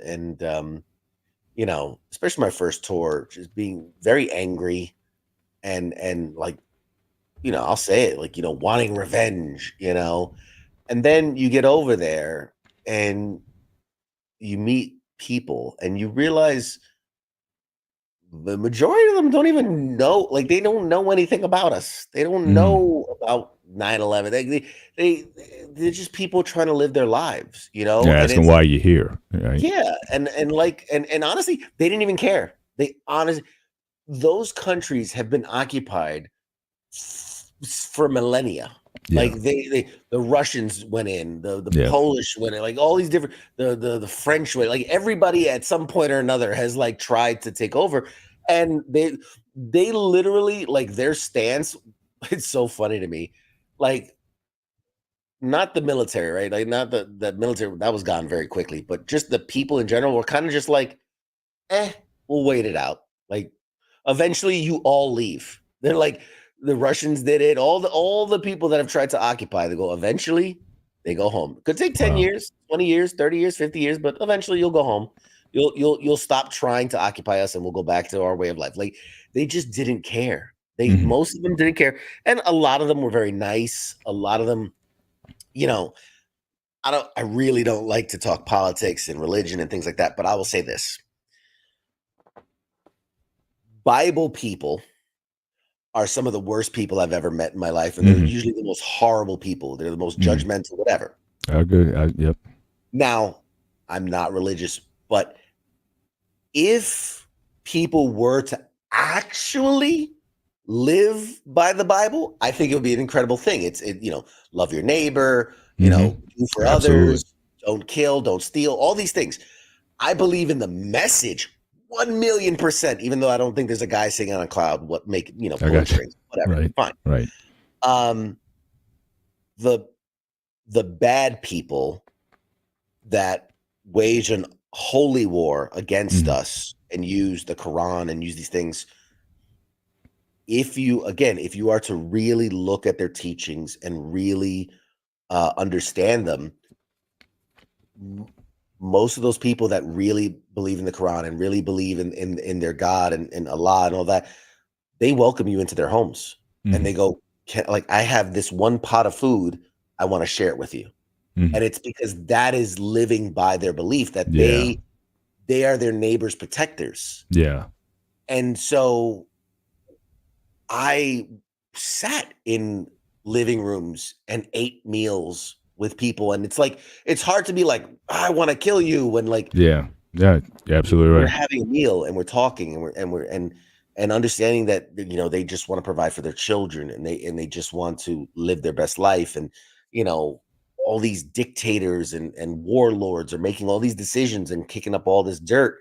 And it's a couple bad apples that are spoiling the bunch. And for the most part, they're just people trying to live their lives. Yeah. Yeah. I've seen a lot of that in my life also, in that, again, you certainly have people who, certainly weaponize religion to subjugate other people. And that Absolutely. Is something. And again, I'm one of those Bible believing persons. I know Grooming, I know he's Orthodox Greek, but we both agree that oftentimes, the way religion is used to judge and to dominate people and whatnot, and to wage war on other people, regardless of what the religion is. Yeah, it's a major power play. But most people, especially people on the ground, one thing I always notice the times I've traveled overseas or certainly just to another country, the peace of mind that oftentimes a lot of these people have. Like last time I went to Jamaica a couple years ago, and that was the first time I was there. And the thing that always got me was the serenity in the local people. Because we were staying in a resort and we got a driver. So I just want to see Jamaica. Take us out of Disneyland. And I just want to see how the people live. I just want to see, what the locals are like. The average Jamaican lives on $30 a day, which isn't much. But you wouldn't know it from talking to them, and they're welcoming, and they're just they're just appreciative. But we're in the resort, and you hear people just complaining all the time. My drink isn't right. My steak isn't right. My whatever. We got so much stuff, and we're still not happy. You know what I mean? The problem is, Paul, here's the problem here. As United States Americans, like I said, for a reason, because it's about, buying the new Gucci shoes, buy the new Samsung TV, getting the new iPhone, get the new this, get the new that. You would care about the material things. When you don't have the money to buy material things, you don't give a shit. The only thing you care about is having a nice hot plate of food, a roof over your head. Hopefully the shower works half the time, because maybe the power doesn't get turned off. Yeah. And even the shower, you have to turn the thermostat on to warm up the water. You gotta wait. That's right. Yeah, they had the houses in Jamaica. They had these hot water heaters on the roofs, and they got to heat it up, panels. And that's like your water supply. It's not just water on the tap, just like that. You know what I mean? The way we live is very high end, to be honest with you guys. I'm sorry, Mike. No, I said you're absolutely right. We're probably one of the most spoiled countries. We're number one in that for cars. Sure. Like having automatic cars is a luxury. In Greece, 95% of cars are manual. Even power steering. We don't even have power steering now. They're finally coming into Greece. But I'm using Greece as a reference because that's what I know. Is we are very spoiled. A lot of things, it's DoorDash now. Forget it. You don't have a restaurant as DoorDash. Some of them have, delivery drivers. Some of them don't. Depends. You get lucky enough. It's so much, and people don't realize how lucky we are. Yeah. Yeah. Just want to give a shout out to the chat again. Thank you guys for joining us tonight on the gray area. Just make sure as you come in, just hit the like button. As you come in, but even more so if you want to subscribe to the network, the Black Man Unfiltered Network. Again, consider becoming a member of the network as well. And but again, we appreciate the crowd coming in. We especially appreciate because we got a lot of vets certainly in this chat. Again, Dalmani Green Bean, salute to you. Big Ann 11. We got Marcus is in here tonight. So again, we got a lot of vets. I mean, we got vets throughout the network. Again, we've had kind of similar conversations with them as well as far as their military experience. And of course, we got who popped his head in. Mike's favorite person, King Smith, is in here. King, shout out to the King. What's good, sir? What's good, sir? I thought you said real veterans. I'm sorry. No. Please, no vet beats tonight. We love all you guys. Listen, I'm not. Listen, before I come up there, I don't want you guys going at it. I'm breaking and separating you guys. It's hard enough to separate you guys when you. Air Force, especially in the Army. Yeah, the Army Navy guys is tough. The Air Force guys, they always getting heat up in here, man. I don't know. Shout out to the Air Force. Shout out to the National Guard as well. But if you really want to seek to go at it, talk about National Guard or the Space Force. That's what him going. That's awesome. But thank you for taking us on that journey. I want to move to another part of this conversation. So again, you're back. You talked about, the recovery by 2007. The physical wounds have healed, but you're still working on the mental. But at the same time, you've been able to have sort of like this second half of your life. Again, you're married. You have a career. You're doing positive things in the space and whatnot. So as you're working on your mental health, trying to heal, how were you able to build freedom? Because some guys don't take this path. You know what I mean? Some guys, they stay in the war or they stay in the field. They keep going back there, or worse, some guys take their own lives. I mean, it's I'm happy that, again, the military is paying more attention to mental health than they used to back in the day, but it's still a struggle for a lot of these guys. We all heard about the homeless vets and all that, but you were still, and it's not like you came from affluence. You didn't come from a necessarily a good place. You came back to the States and whatnot, but you were able to have this second half, and I can kind of relate to that. I was in a auto accident in my early 20s, and certainly it was a long recovery for me to come back as well. But I was certainly able to have a better second half. I think the first half taught me some things that allowed me to have this better second half. So let's talk about how you were able to pull things together. Where did it start for you in terms of this road to I wouldn't say recovery, because again, I appreciate when you say you're still kind of recovering, but how were you able to craft the second half of your life? Where did it start for you? And then how were you able to sort of build momentum from there? I mean, it's a great question. And it's a very long answer. So I'm going to give you because as well. Yeah. So we had the first half of the show. This is the second half. So that was a good first half. It was a rough first half. Now we got the second half. So let's kick off for the second half. So go. And I think too, I mean, to appreciate it, like you're talking 2007 to 2024. It's a very long road. And so the highlights, the high notes, when I got out in 2007, I had no idea. Like I was 24, 23, 24.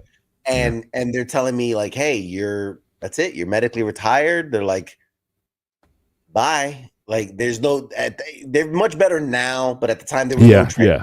I remember. They were literally like, sign this document. I was like, okay, why? They're like, because you're retired now. And I was like, wait, what? And they're like, here's the door. And I was like, well, what do I do? And they're like, nothing. You're gonna collect a paycheck and just go sit on your couch and enjoy it. You earned it. I'm like, because I didn't die. Like I don't feel like I earned it. I feel like I just didn't die. Right. And so I didn't know what to do. I kind of hid away. Me and my wife bought a house in Pennsylvania. Well, let's back up there. I like to know because I know for me, one of the best things that happened to me was certainly meeting my wife. We're in our 28th year marriage. That did a lot for me in terms of my self-image and whatnot. So again, don't just skip over that. That's a pivotal thing. So how did that come together? So I will be careful what you say. She might be watching. No, she's. I mean, yeah, she's the best thing that happened to me. Honestly, I wouldn't be where I'm at today if not for her. I only skipped it because it's a long story, but also it's like every time I tell the story, people are like, "Oh my god, that should be a movie. That should be a book." So again, I'll give us the cliff notes. We'll talk about that in the next one on our relationship. So we'll bring you back. We'll talk about that one, but just give us the cliff notes version of it. I was, funnily enough, engaged to someone, an Italian girl, while I was over in Italy. Right.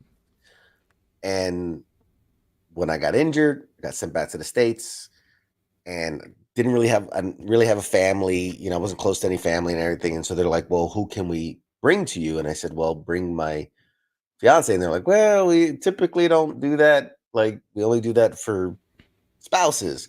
I was like, "Well, that's all I have." And so they pulled some strings. Now, luckily, she was Italian American. She born and lived in Italy, but it turned out her dad was a soldier, so runs in the family. So she had an American passport, so they were able to get her over.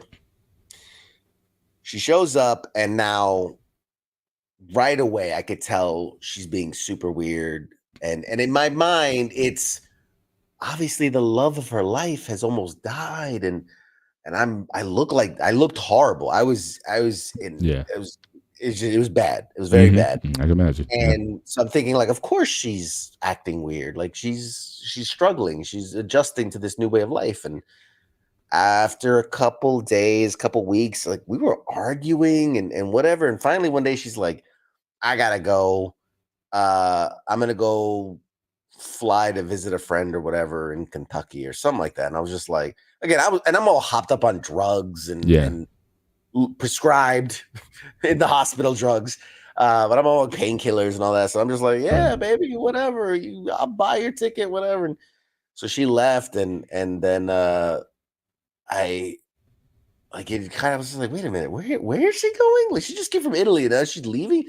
And then I tried to get a hold of her and I couldn't. And long story short, I get a buddy of mine still in Italy calls me and they're like, "Hey, we just saw her on the base." And I'm like, "What?" And it turns out that she had been cheating on me while I was gone. Very classic. And so she was going back to see her man. Right. Which obviously, when I got a hold of her, I was like, "Yeah, you don't come back. Like, we're done." Gotcha. And I'm like, and I look back at it now and I kind of laugh because I'm like, man, how shitty you have to feel as a person. Like, it's bad enough to cheat on someone, but then like the person you're cheating on like dies and comes back to life, and now you have to take care of them in the hospital. Couple times, that's right. Yeah, it's kind of a weird thing. Anyway, so it's funny. I only mentioned that because my whole life I'd been a serial dater. I obviously grew up in a very broken home, and I put way too much into the importance of having a significant other. And like, I professed my love to every girl that gave me any kind of attention. It was sick, very bad. Yeah. Just sex and love and all that was just all a big mumble just mess in my head.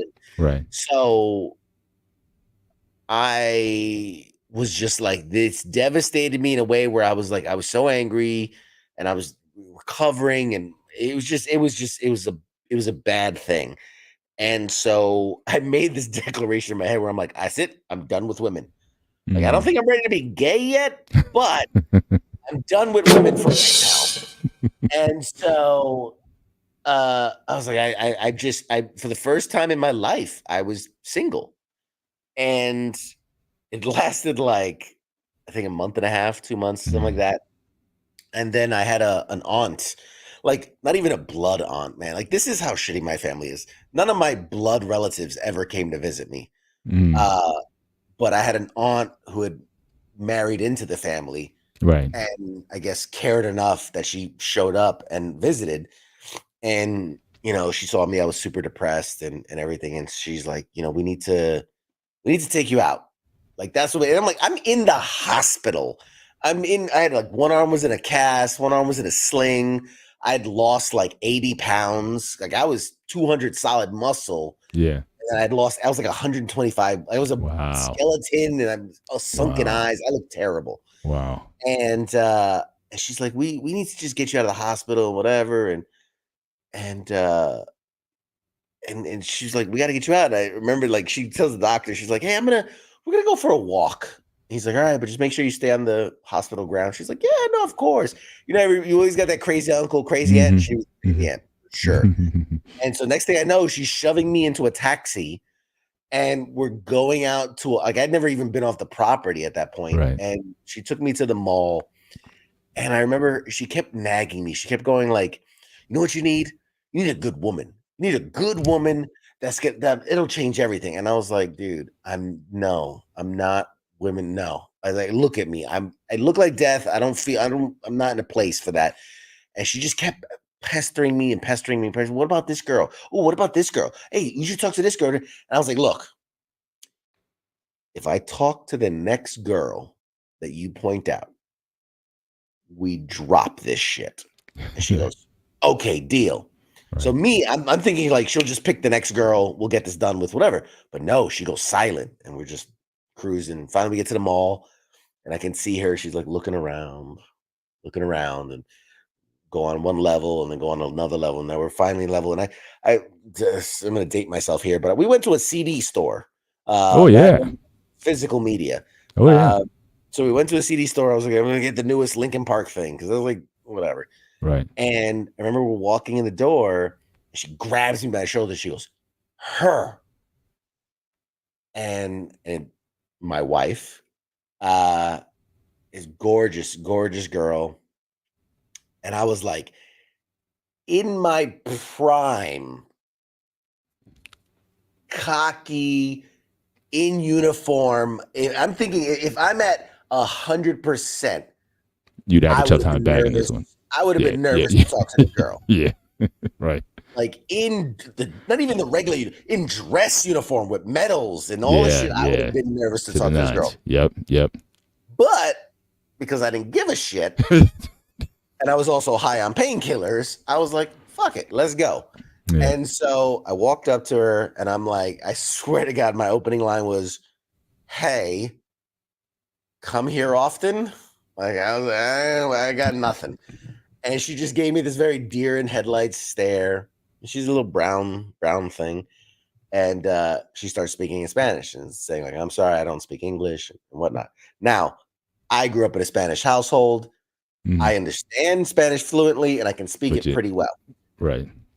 I just didn't want to bother because in my mind, she obviously speaks English and she's just pretending because I've had friends and family that have done it. You're pretending to speak only Spanish. I'm like, who doesn't speak English in America? But I'm like, she's obviously pretending. So I'm like, okay, I get the hint. You want nothing to do with me? Nice to meet you. And I turn around and walk back and I went to my mom, like, hey, I tried. We're done. And because she knew I was done after that, she's like, oh, hell no, we're not giving up. So she grabs me and drags me back to the girl and says, hey, don't you want to talk to my nephew? He's a war hero. He's in the hospital. And like, she just starts hard selling me on this girl. Wow. And she's like, big eyes, like, oh my God, I can't believe these people are talking to me. And I'm like, dude, you're embarrassing the shit out of me. Like, stop it. And so Jenny, my wife, starts talking back in Spanish and saying like, look, I'm sorry, I don't speak English, whatever. Now, my aunt is from Nicaragua. So she goes, oh, no problem. And starts boom, and starts telling her in Spanish, like, oh, he's a hero. He's this, he's amazing. You should give him time. You should give him a number, blah. And I'm listening. I'm just like, this is so awkward. And so she goes, which is the funny part. She goes, you guys should go on a date this weekend. And Jenny goes, I'm leaving the country in 4 days.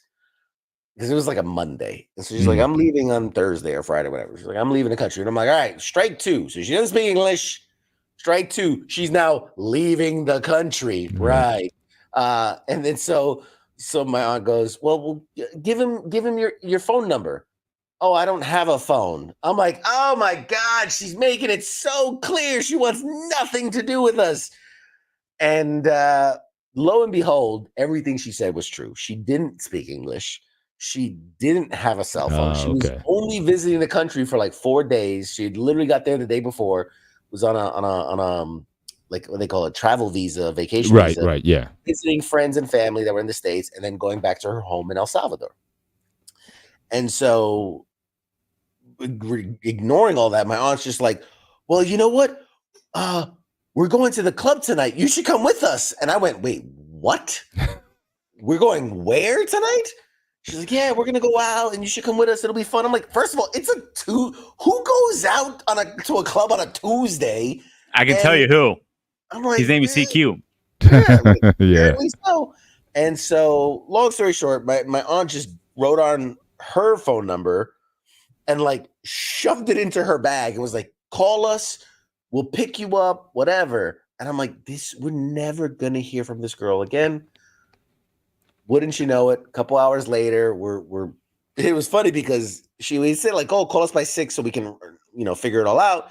6 o'clock rolls around, 6:37. And I'm like, "Look, this girl's not calling. She's not coming." And so my mom's like, "You know what? Fuck that girl. She wasn't even that cute anyway. So this is what we're going to do. Screw it. We are going to go out to the club and we're going to find you a girl." I'm like, no. And while we're arguing about that, phone rings. It's her. She goes, "Hey, sorry. I'm just getting back in." Literally, because I use the phone at home because I don't have a phone. So she's like, "I just got at home." She's like, "Do you guys want to go out?"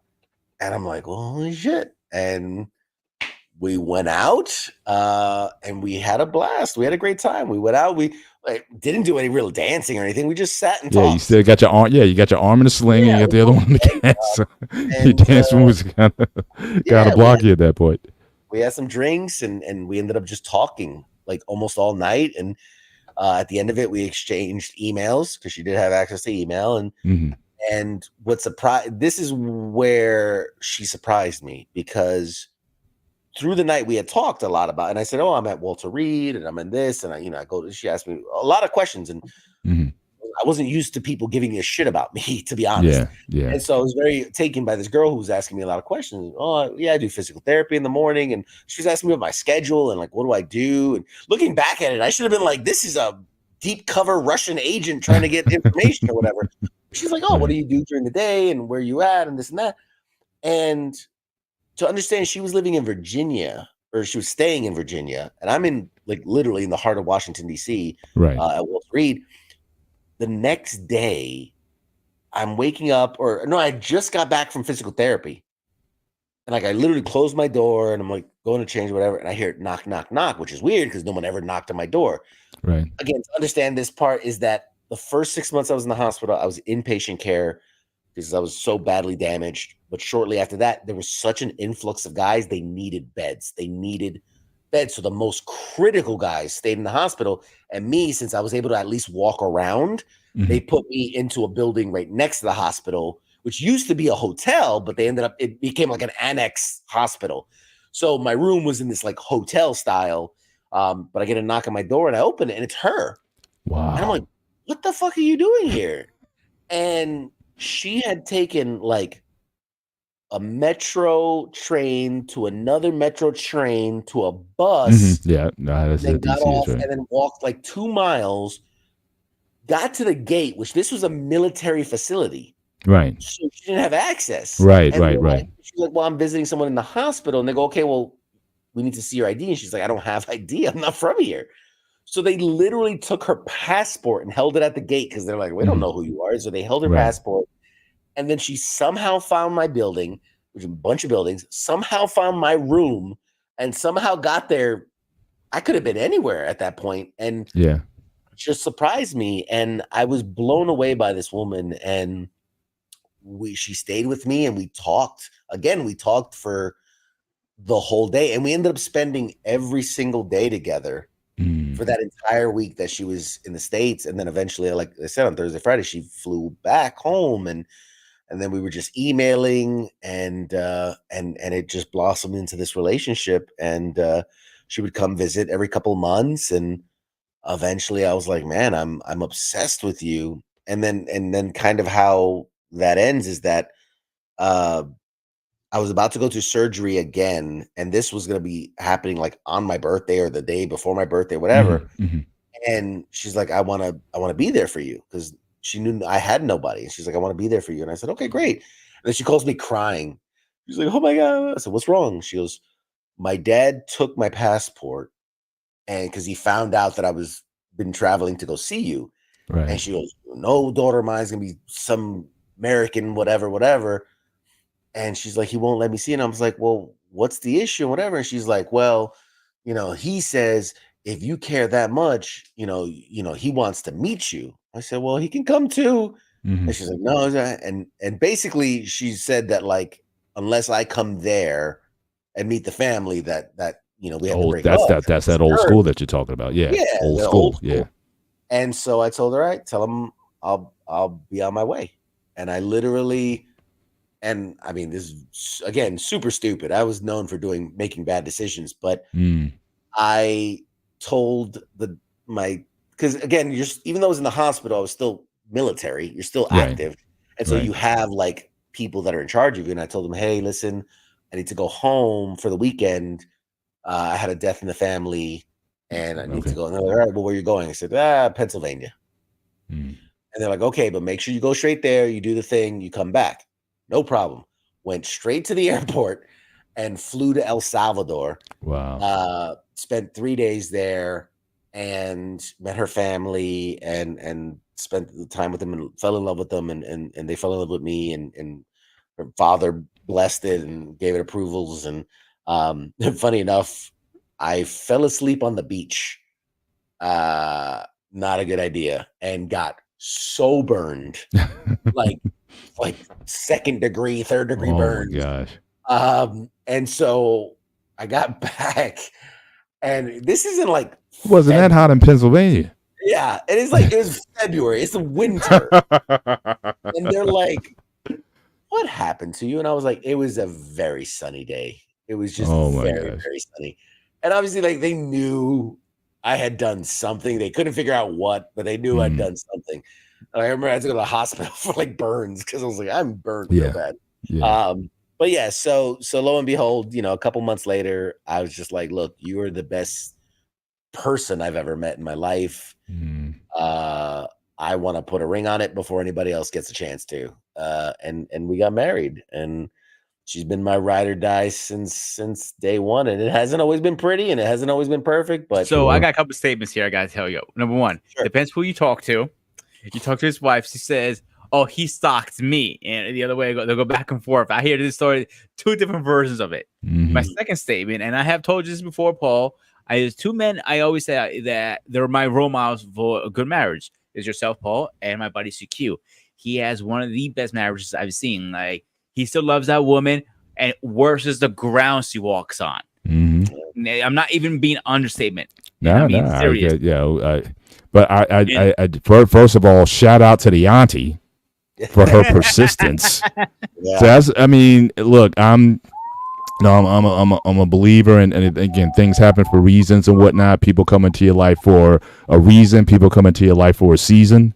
And again, the fact that your aunt showed up at the time that she did, as persistent as she was, and your wife was there, your future wife would be there and whatnot, and the way everything that worked out, I truly think things just don't happen by accident. I hear a lot of guys in these spaces talk about, oh, well, the women of today or this or that or whatever. Is like, look, if that's what you seriously want, and if your intentions are good, I mean, there's plenty of good women that are still out there. But sometimes you may have to go off the wall. You may have to do something out of the ordinary to meet them. Even as crazy as just going up to someone and just saying hi, at least you're doing something. But put yourself in position to fail and be willing to fail enough times. Again, your aunt was like, look, if this doesn't work, let's go to the next one. And I think a lot of people get so caught up, like, if you're looking for all the stars to align to say, okay, like to God to say, okay, she's the one.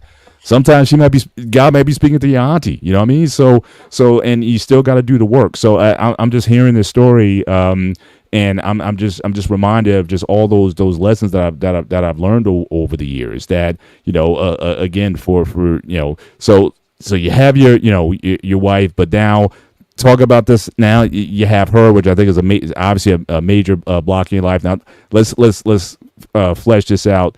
This other half, tell about the rest of your career and the things that you've been into and the things you've been doing since then, the family and everything. So just kind of put a bow on all this, because this has been an incredible ride, And I think the ride is clearly not over. I mean, I have told him 100 times. Both of you guys are much younger than me, so the ride is still continuing here. So let's put it. So talk about the second half. Well, right? he says, So we're you coming. be telling him for years and years. I'm gonna tell him one more time live. You gotta make a movie out of your life, dude. And when you do go make it big, I just get 1%. That's what I'm asking. 1%.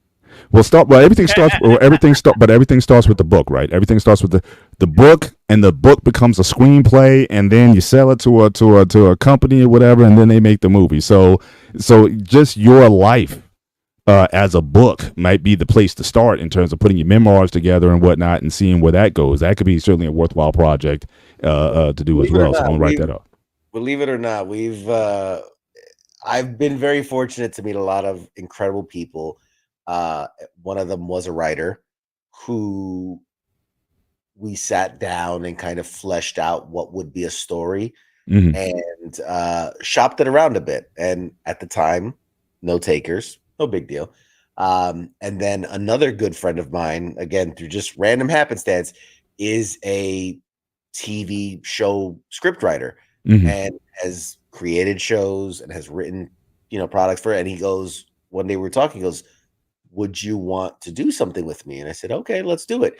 And so we created a show loosely based. It's not a direct adaptation, but a lot of it's taken from my life and what happened. And so like elements of the injury, the comedy, meeting the girl, all that stuff, elements of her in there. And we shopped it around, man. And there was some interest at the lower levels and worked our way up to, like we met with, Ben Stiller's production company and Seth MacFarlane's production company. And there was some interest for a while. And then a couple different things happened that kind of put it on the back burner, like the Hollywood strike happened and a bunch of other things. So who knows? One day, maybe that's the, just put that to the side. Just remember, I said here 1%. You want this cut? I gotta get my cut right. I know where you live. Trust me. So to answer your question, when I was eventually medically discharged in 2007, I was really lost, and having Jenny, my wife, was incredible, and she kept me every step of the way. She was like, we'll figure it out. We just keep moving one step in front of the other. And so we ended up going to Pennsylvania and buying a house like in the woods, in the mountains, far removed from everybody, no neighbors. Like my neighbors were bears and turkey and deer. And I hid away. For a number of years. And I was on a slow decline, but it was picking up steam. And it kind of like this idea of like circling the drains. I never pretend that like I never got to a point of suicide or anything like that, but I can easily see that I was on the path. I was on the trajectory to be a statistic. And I was just very fortunate that at that point in my life, I met people like Pete. I met another guy named Ed who kind of became my mentor.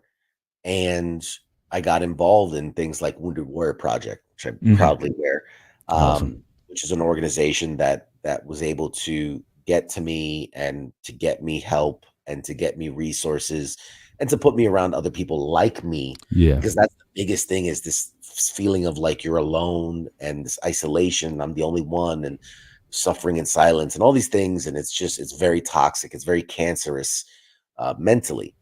And so little by little, I started kind of opening out of the shell. And I remember like hanging out with Ed, and I would, we'd go to these, like, well, we're going to go to a ball game or something like that. And it's paid for. So I'm like, again, growing up ghetto, I was like, you telling me free tickets to a ball game? That's right. Let's go. We're going to have food too? What?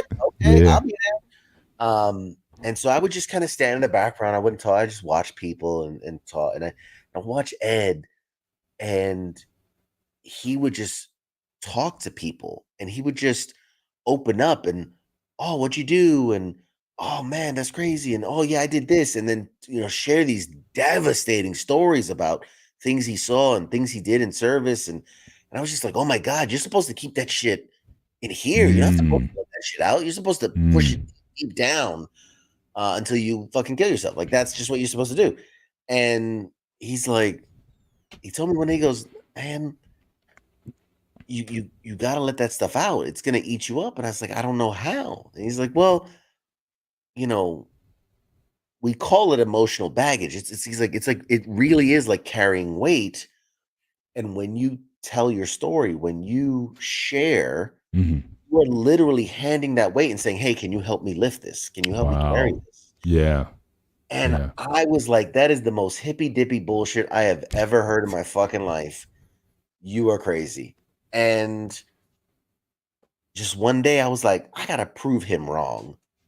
And I shared like a little morsel about, oh yeah, I went to Iraq, Afghanistan, and did some stuff. And you know, I met another guy, and we got to talk about, oh shit, yeah, I was there in 03. Oh yeah, I was there. What part with you? And little by little, I started opening up, and I felt this weight being lifted off my shoulders. I felt this. I don't know. It was just this peace all of a sudden. The voices got quieter, and so little by little, I just started opening up more and more and looking for opportunities to connect with other warriors. And I was like trying to learn. I was like studying him like he was a lab animal. Like, how are you like this? Like, how do you be? How do you exist? And it was wild because over like 2 years, I spent as much time as I could with him, and again, hanging out with guys like Pete, and just trying to regain a lot of what I had lost, or what I felt I had lost. And next thing I know, I had people looking to me, and I had people asking me like, oh, how do you do that? Like, how do you share? How do you talk? And I was like, wait a minute. Like, all of a sudden I was becoming a mentor for people. And I'm like, I didn't plan on it. I didn't know what I was looking for, but it felt good to connect, and it felt good to share, and it felt good, like an opportunity that, like, I know how much I was suffering, and I could start to see that in other people. And I realized that's what Ed had saw in me, and I start to see it in others. And so I would start to reach out, and just over the course of years, I mean, it make it sound so easy, like this is a night and day thing, but it was years of slowly building that and getting stronger mentally. And I was seeing therapy, and for a while I was taking medication and things like that, just to help me in any way I could to get forward. And I got to a place finally where I felt good physically, and I felt good mentally. And I don't know, I had this epiphany one day where, you know, I was dealing with like a lot of survivor's guilt. I lost a lot of friends. And I didn't feel like I deserved to be happy, and I didn't deserve, you know, they're dead, they're gone. I don't, how could I, why do I get to live? Nobody cares about me. Guys lost it, like left wives, left kids, and I'm this nobody who nobody gives a shit about. Why do I get to keep going? And I had this epiphany, and it was, again, talking with Ed, and, you know, they wouldn't want me suffering. They wouldn't want me to give up my life because they didn't have theirs. Like, they would want me to live my best life, right? Like, they died serving the same way I would have. Like, you know, would I want that for someone else? Would I want someone to suffer for me? And it's funny because it kind of came back in full circle later, in that I found out that there were guys who looked at me like that. Guys I served with, they were like, bro, like, CQ's out there and he's, you know, whatever. I can't ask for help because he's a guy who needs help. I mean, I had a buddy who was like, he's like, I only got shot twice. He literally said these words to me. I was only shot twice, man. You were shot way more. Like, you need the stuff, not me. And I'm like, how fucking stupid do you gotta be? Like, and I realized, like, oh my God, that's that thing. That's that thing that I had. And so just over time, I ended up becoming a mentor, and trying to help as many people as I could. And that was a part of my own recovery, right? Helping others was helping me. Absolutely. So I ended up, we started 2 support groups for veterans, for wounded veterans. And just got into a number of things, and then I just had, like I said, I had that epiphany of I have to live the best life I can Mhm. for me, for my wife, for my family, for my friends, for those that can't. I need to just be the best version of me. And I can honestly say today that like my life is better post injury than it ever was pre-injury. Mhm. I can relate. Um, I can and absolutely relate to so that. absolutely. And so, yeah, like I just started saying yes to everything. Like, do you want to take a free golf clinic? Yes. Do you want to? Yes. Yeah. And a lot of things I didn't really enjoy, but Mhm. I like the bucket list. I did it. I did You that. put I've it out there. climbed mountains. I've skydived. I'm a certified advanced open water scuba certified diver. I've driven, a stock car around a NASCAR track. I've done it. I've done it. I started doing stand-up comedy just as kind of like just to do it. Right. And I did fall in love with it and really liked it. But a lot of things, starting a podcast, starting a show, it just became like, why not? Try it, Yeah. do it, I Yeah. do experience. remember when I first met you, CQ, is you start, that's when you start opening it up, if you remember. And it was some things like I knew better to kind of pull it out you, but I let you come out naturally, if you remember. And it was like, I know you want to say more, but something was holding you back. But over the years, you're open and more and more. Our friendship got closer and closer, obviously. But Mhm. I do understand what you're saying. When I first met you, you were like, I'll tell you this, but that's all I'm telling you. You don't need to know any more than that. And like, Yeah, I was I'm a little glad close you off. opened up. I'm glad you're doing all this stuff because it makes you the person you are now. Like, Yeah. I look up to you all the time. I come to you with advice all the time. Hey, dude, what do I do about this? And Jim goes like, Yeah. so like, he's not only my best friend, he's my mentor too. So he mentors a lot of people. And I like between the wife, the kid, and all the mentor and everything you do. I don't know how many hats you got behind you right now. I don't want to see how big the closet is. That's hats. You know what? I gotta give you credit for it. That's all I can say. I Well, got to give you credit and salute you for that, bro. It's like I don't know when you sleep. The biggest question is. I'm always tired. I'm always tired. That's the secret. Always. I don't sleep. Gotcha. Gotcha. Man, I mean, I am there's so much I got out of this conversation tonight, and again, especially when you go in, and I trust grooming. I trust Peter with this. This is really the gray area. Was kind of his idea. He kind of brought me into. So we were on panels on the BMU network, and so he brought me and said, "Oh, hey, I want to do a show with you or whatever." And I said, "Sure," And we've learned so much. Certainly, not only getting to know each other better, but getting to know other people also through this space. And I'm just looking at this conversation. There's just certain things that I can relate to personally, but also just some sort of life lessons that I've learned throughout this. You talked about the broken home that you came from. Again, check. I got that. I came out. In fact, I just buried my my mother, my last parent, a couple weeks ago, and again, very dysfunctional situation. But at these different stages of my life, I've always had people kind of came in at the right times. Not that I was seeking it or what have you, but they came at the right times to give me the support that I needed, and then at the same time, been able to encourage other people. But just going back to your early military, the one thing I also get is you talked about, again, the reason for the military, that support, that sense of family, that sense of brotherhood, that sense of people coming together for common cause. And I was certainly for a lot of, because especially I'm seeing, especially with a lot of young people, there's a lot of people who are like living like lonely lives, or young people don't trust people. In fact, we were just talking grooming the other night. We had a guest on, and she was talking about how her lack of trust in other people, like she doesn't get involved in a lot of things. And I just encourage people, find something that you're passionate about, and then find other people who share your passion. Get into that community. And again, we as human beings, we are communal beings. We're not supposed to be isolated. And so whether it be military, whether it be wounded warriors, whether it be, a podcast or whatever, don't sit on the sidelines and just suffer in silence. Get out, meet people, say the stupid thing, but actually just get out and do some things that will allow you to get into the spheres and circles of other people. and then just see how that works. It's a start. It's a place to begin. So again, with you, it's the military certainly gave you that sense of family and whatnot, the diversity and the different foods and everything. Yes, I mean, obviously, coming out of it, certainly your recovery. Again, you met that woman, and I know what it's like. And like I said, I know what you're saying. That woman can really make a difference in your life.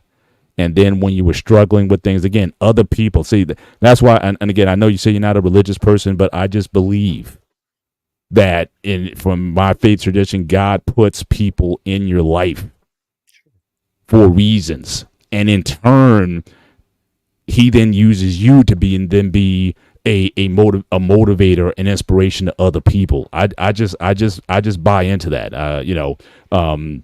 Yeah, I'm definitely not the hardcore Bible thumping guy who wants to just kill the infidels or whatever. I'm not about that. I'm like, Jesus is God of love and humanity and love, like you said earlier, love your neighbor as you love yourself.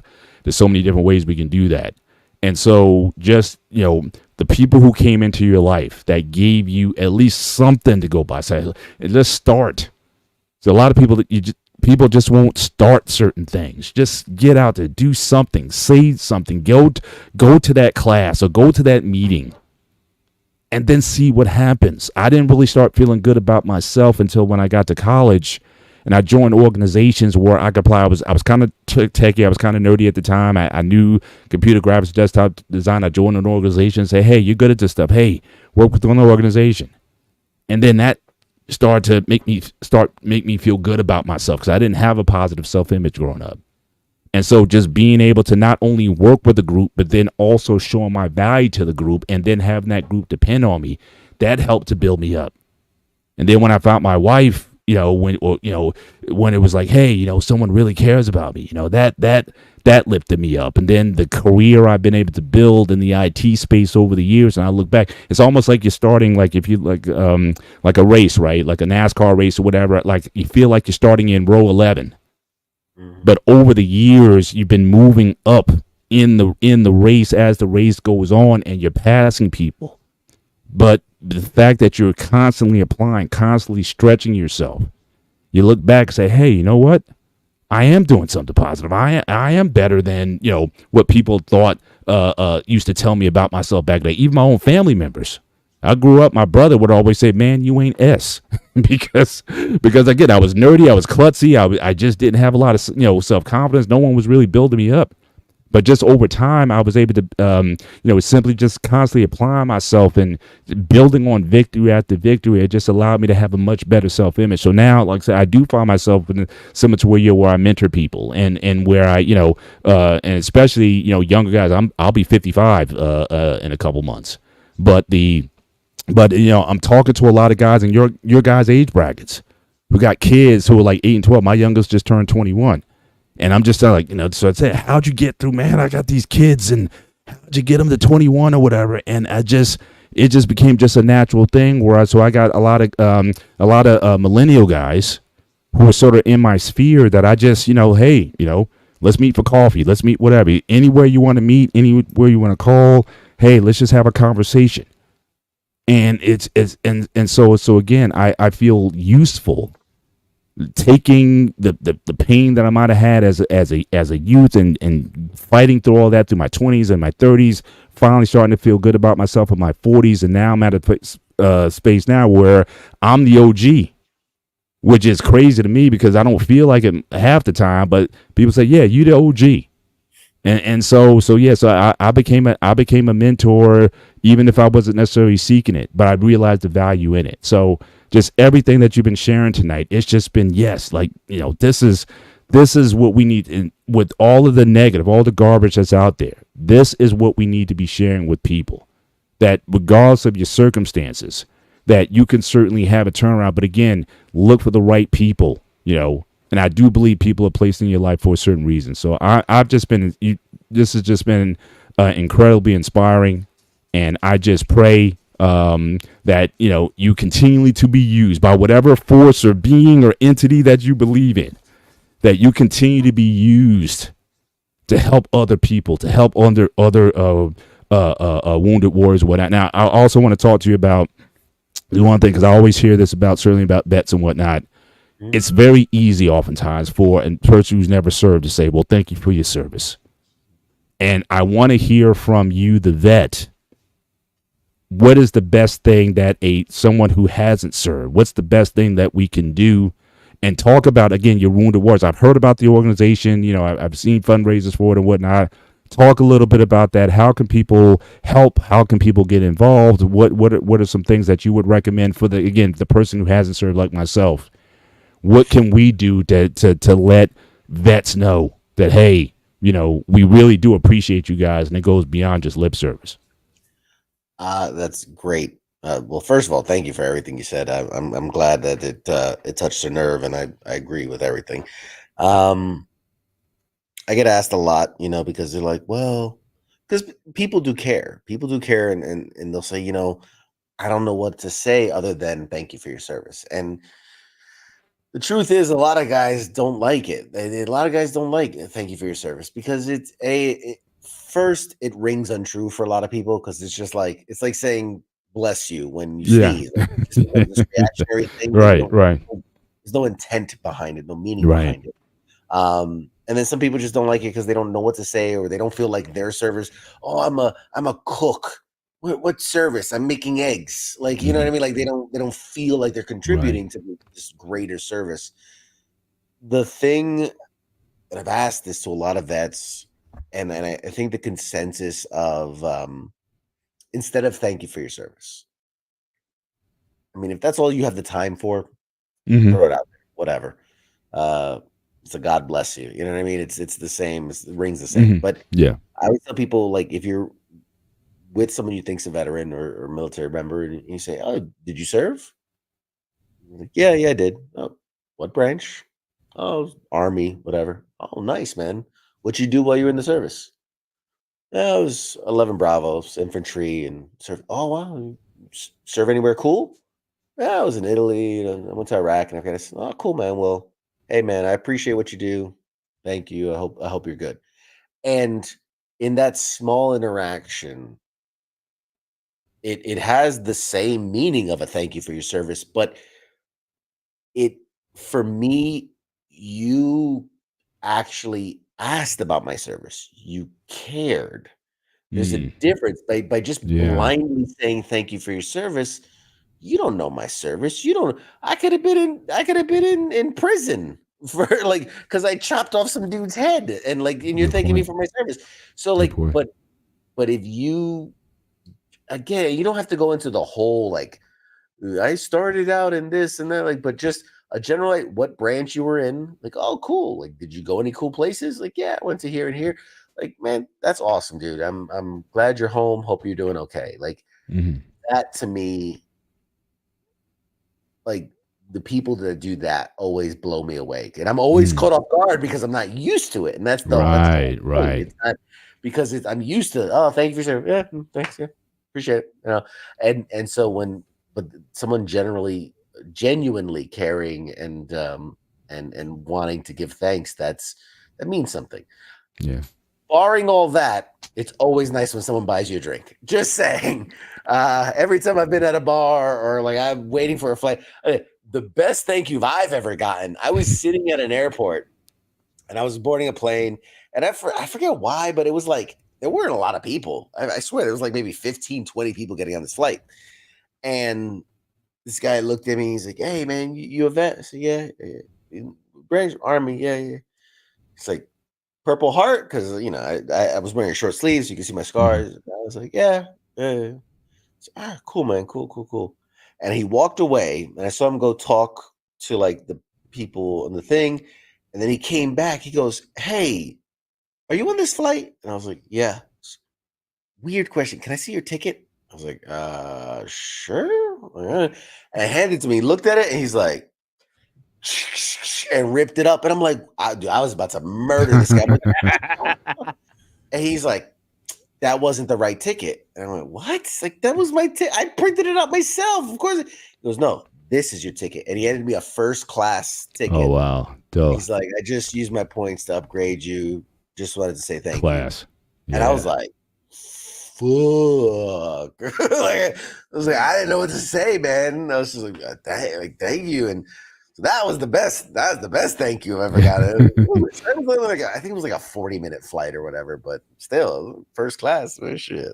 Yeah. That. But yeah, so that's I feel like if the intention is there, because people always want to say, no, I really mean it. Well, then if you really mean it, ask them about their service. Yeah. Like, let them tell you about their service.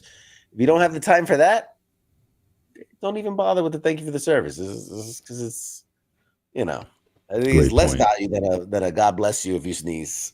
Right point. And again, to have that kind of interaction, it does require, again, because all of us are kind of in our own selfish spaces.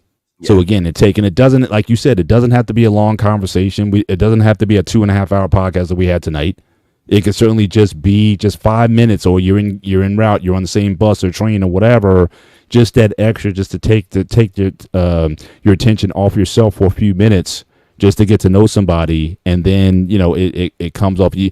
That 5 minutes can mean like 5 hours in the mind of the person that you're doing it for. So just another lesson for us as well. Because he goes on, and this, but most of my friends are veterans or some type of military, and most of them goes like they're wearing a hat or something. I go, "Oh, you serve?" Like, "Yeah, what'd you do?" And I started having a conversation. Next thing I'm like, yeah, we gotta go. We've been here for an hour bullshitting. And Chris Tanto, a great example. And when he signed my book, and we start talking, and he goes, can you sure have a beer later? Like, yeah, let me buy a first round. We have bullshit. 2 hours later, we're having a few beers, and we're talking about the whole Benghazi incident. And after he signed my book, of course, I'm like, this was cool, actually. And just the little things go a long way for these guys. Don't even, even saying, hey, you know what? That was pretty cool what you did out there. And that would just go a long way versus say thank you, because they hear it all the time. I think the delivery is wrong sometimes. It becomes road. It becomes road. I was gonna say, a lot of people go, well, I don't know. How do I know if a person's like, if they're wearing a pin, a badge, a jacket, a hat, they're okay talking about their service. I mean, I'm wearing infantry this and airborne this and that, but I don't want to talk about my service. Mm-hmm. Come on, dude. You're rocking all that. All over. Yeah. Say something about your service. It's like a tag. It's like a tag on. Like, talk to me. Hey, I tattooed my unit on my arm. That's it. Absolutely. I'm perfectly okay talking about it. Absolutely. Well. Again, this has been a pleasure. Grooming. You wanna put a bow on this conversation. I would certainly, again, for those who've been in the chat tonight, really appreciate you guys coming out, especially all the vets who are here. And I would certainly highly encourage that you go out and certainly share this content and send the link to some guys who might be going through. Like, you got vets out there who are like, they don't know, what to do or who to connect with or whatnot. We need to certainly spread the message about Wounded Warriors and the work that they're doing. And so, so yeah, definitely, this is definitely a show I think worth sharing. If CQ could be an inspiration to others, then I think that's be definitely worthwhile. But grooming, again, I've had a blast. Thank you for putting this together. And it's my pleasure. I've been trying to get his ass on here for a while now. He's a busy man, as I understand. Yeah, don't remind me. Yeah, next week he's going to be even busier. Trust me. Yeah, absolutely. And just as a side note, just as far as your pop culture warrior, definitely I need to check out more content, because again, I'm me and Gloom, him, but we're fans. We are. I'm into all the stuff. I see you got the events, Captain America shield back there. I see you got the Avengers, Star Wars, Star Trek. I'm into all the stuff. The only thing I haven't gone to yet, I haven't gone to Comic-Con New York, and I know Goon was talking about trying to get tickets to go next year. So I know I need to be in the place. You need to get yourself tickets. I'm already set. I thought you you're reneging already. You said you would get the tickets or whatever, and then you all right. So get the tickets, and I'll recompense you for the cost of the ticket. But okay, I look at you as an insider, so you can get the best prices. Somebody who can get me press passes. Don't worry. See, that's what I'm saying. So you you guys hook it up, and I will. Anyway, so again, Comic-Con 2025. I intend to be in the place. On a rerun or now, go to Pop Culture Warrior, hit the like and subscribe button on him. Absolutely. Well, we're coming after you. Oh, we will. Absolutely. We'll find you. We know where you are. We know where you sleep. We will make you hit the subscribe button. Don't you say a word. If nothing else, man, I give away a lot of shit on my show because Yeah, he does, over the actually. years I've It's collected rigged. so much stuff. In fact, somebody's over here jealous because I'm gonna be giving away this. Is it? Where is it? Is this for those Metal Gear Solid fans? Oh wow, This is that is signed cool. by Everybody. So there's like David Hayter, Vanessa, Phil Lamar's on here, Doug Stone, like all the voice actors. Hang Wow. on. Counter offer. See how it will look back there as my background and everything. You gotta win it. You know, your best friend. You know, he's a Patreon member. He's a Ryan Dye. I've been knowing for about 20 years. It's not working, is it? It's not working, is it? Right. It's not working. Now, CQ. Just side note. Have you always been like a collector? Have you always been? Because I know grooming. I know he talks about. He goes to the bitch. He'll drop four bills on collectible stuff. Have you always been a collector into that stuff? In one way or another, I have. It's weird because like for a while I was big into like I had movie posters. Mm-hmm. Then it became comic books, and then it became just little autographs things, and like so it's evolved over years, collecting different types of stuff, and then now it's just kind of all things pop culture. But like when I travel, I go to new states or new events, like I'll get pins. I have a pin board over there too that has little pins of all the places I've been, and right. So yeah, like I now have to be very, very careful because I'm like running. All those cabinets are full of things. Plus closets over there full of things. Wow. Yeah, there's a coin. There's one of the coins I made. I like the arrangement. Looks very nice. So it's a lot. Like I have an Avengers poster over there signed by Robert Downey, a Deadpool poster signed by Ryan Reynolds, a Jay and Silent Bob signed by Kevin Smith, and comics and like every wall is covered with stuff at this point. I'm running out of space. So. Awesome. Definitely looking forward to it. I would say, if you remember, was it 3 years ago? Was it 4 years when we bought the lightsabers and I dropped a good G on? I think it was mine or something like 800. It was 800. He looked at me like, "You seriously gonna drop that?" I looked at him like, "You dropped both things." I mean, that one back there I got for $50. it's just value. Right. Fine value. Yeah. 800. I don't know. So I might be going Carbolite. If I don't own any sabers right now, but I got to start small. So I may start with Carbolite and build up. I'm not ready for Vader's Vault or Saber Forge yet, so I'm not there yet. I'm still paying bills, man. So Vader is the most expensive saber. Like we went to Saber Force actually, and they're pretty decent and not bad. Mm-hmm. But Vader Force is like the number one saber you can get out there. But anyway. So he was CQ from Pop Culture Warrior, one of the greatest guys I know, sweetest, humble, a husband, a father, my best friend. Don't make me repeat. Don't make me take everything back now. And obviously, one of the, what else can I say? I can, he's the greatest guy I know. He's my mentor, my best friend, and everything. So please do us all a favor. Go around to the channel, hit a sub and like. That's all I'm asking you guys to do. Absolutely. Except that, you got anything else today, Paul? Or that's it on your side? I think we're good. So again, he is CQ. He is Grooming and Reviews 101, aka Sparta, aka Peter, aka Panayotis. I am Mr. Bennett, and this has been the Gray Area. Enjoy the rest of your week. Stay safe. We'll see you next time. Take care, guys. Have a great night. David, wake up! You're sleeping again on us. Great Black producer. Wake up! I'm gonna put him on blast. He doesn't wake up in a minute. Oh, this happened a couple weeks ago, by the way. It did. He fell asleep. He literally first behind the Corollas. He was drooling and snoring and everything. I mean, absolutely. What are you gonna do? There you go. This is the after hour show, the OT, I guess that we're in. But let me see if I can get him on the phone really fast. Yeah, to close this out. We'll share since we have a minute. Mm. When I've done support groups, a lot of people will ask, what should I do, or how do I get to a position like where I'm at? And I always give the same two pieces of advice, Mm-hmm. which is first, do something outside of yourself. Absolutely. And a lot of that is like volunteerism. Absolutely.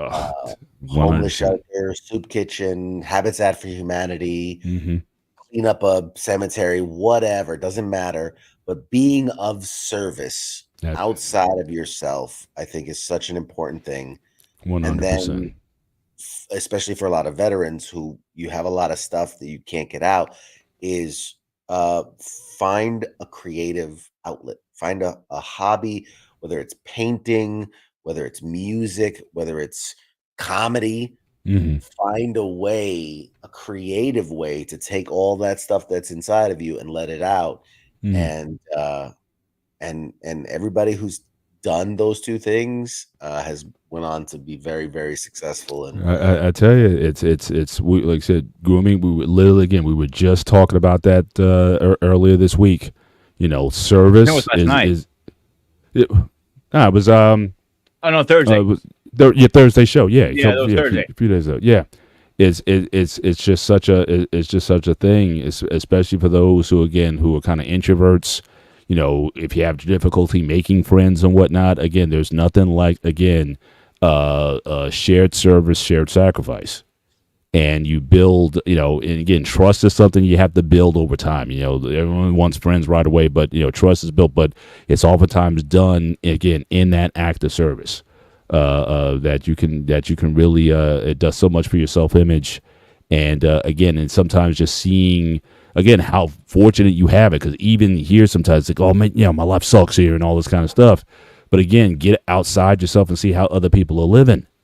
mm-hmm. And you realize, hey, it's like, hey, my life is what it is, but we always talk about walk a day in another person's shoes or whatever. It's like, look, be grateful for the life that you have, and try to make the most of it, because you're probably the only one who can do that. So, so definitely, I'm always encouraging people to, make yourself useful in your circle, in your space. Find those things that you can find a passion. Find people who share that passion, and then get the ball rolling there. But yeah, absolutely, I think service is a tremendous way to certainly build camaraderie. And I'm always driving things, certainly with some of the guys that I know, to try to get out of our comfort zones and do things for the service of other people. People's like, well, how much is this going to cost? It's like, don't worry about it. Let's just do it. Right. So look, I'll front, like, no one has to. You know what I think it is? Yeah. A lot of times, a lot of people worry about the dollar signs behind what they do. They do something fun, excitement, and something like I told Secure on my 40th birthday, I want to jump out of a goddamn plane. I'm like, I want to skydive. He's trying to get me to go with him though. So that oh, I'm not going. You're going. This is gonna be a kidnap. My wife doesn't let me out of a plane. You think I care about your wife? Like, I'll speak to her. Don't worry. Me and her. Yeah. You do that. Yeah. That's gonna be when you next time you come out here and see us. That's gonna be a very interesting conversation when you guys have it. I'm not going to go far, but I'm going to try. But my point is trying to get like, people are scared to drop all the money to do their adventure. Just drop it, because you can't bring it with you when you die. Simple as that. Absolutely. Shout out to Marcus Antonio. So I volunteered for a homeless shelter before, and I've done work with the VA in the past, and Boys and Girls Club also. Absolutely. Great job. And again, there's so much more that that you can do. Young guys, you guys got a lot of there's a lot of options out there, and I always think about connecting, because again, I really and you probably seen some of this also, Secure. Again, young guys, I'm talking about your Gen Zers and whatnot. A lot of them are like directionless in terms of things that they could be doing, and as you guys, I think I'm too old. I'm not trying to do like Mr. Miyagi and the teenage or whatever. The 35-year-olds, y'all got it, and the 30-year-olds, y'all mentor the teenagers and the Zers and whatnot. I'll take care of the sort of the guys hitting 40 So the midlife crisis kind of guys. I'll talk to those guys or whatever. But let's just keep this. Let's just keep this. This energy going. But there's so much that even for our young people that they could be doing. Like I said, you don't have to join the service. I mean, AmeriCorps. There's all kinds of organizations that you could serve in, missionary work, whatever. Just to see again how the rest of the world lives. It definitely gives you a perspective, and sometimes it gets you out of your sense of materialism. Or my life only has value because I have material things. That's just not true. That you have a lot of things that you can give to the world, and again, the one half of the world is just waiting for the other half to say hello to them. So so we have to encourage that sense of people just not always being consumed with their own exploits, but. Yeah. So let's do the old school way. We're just gonna close our windows out because David is probably sleeping. We're gonna just drop off the stream. We'll end it. I think the last time that happened, I looked at the time. It was like 6 hours or something. So he might have been out for the night. But again, CQ. I definitely look forward to seeing you again, and hopefully in the near future, I wouldn't mind meeting you in person.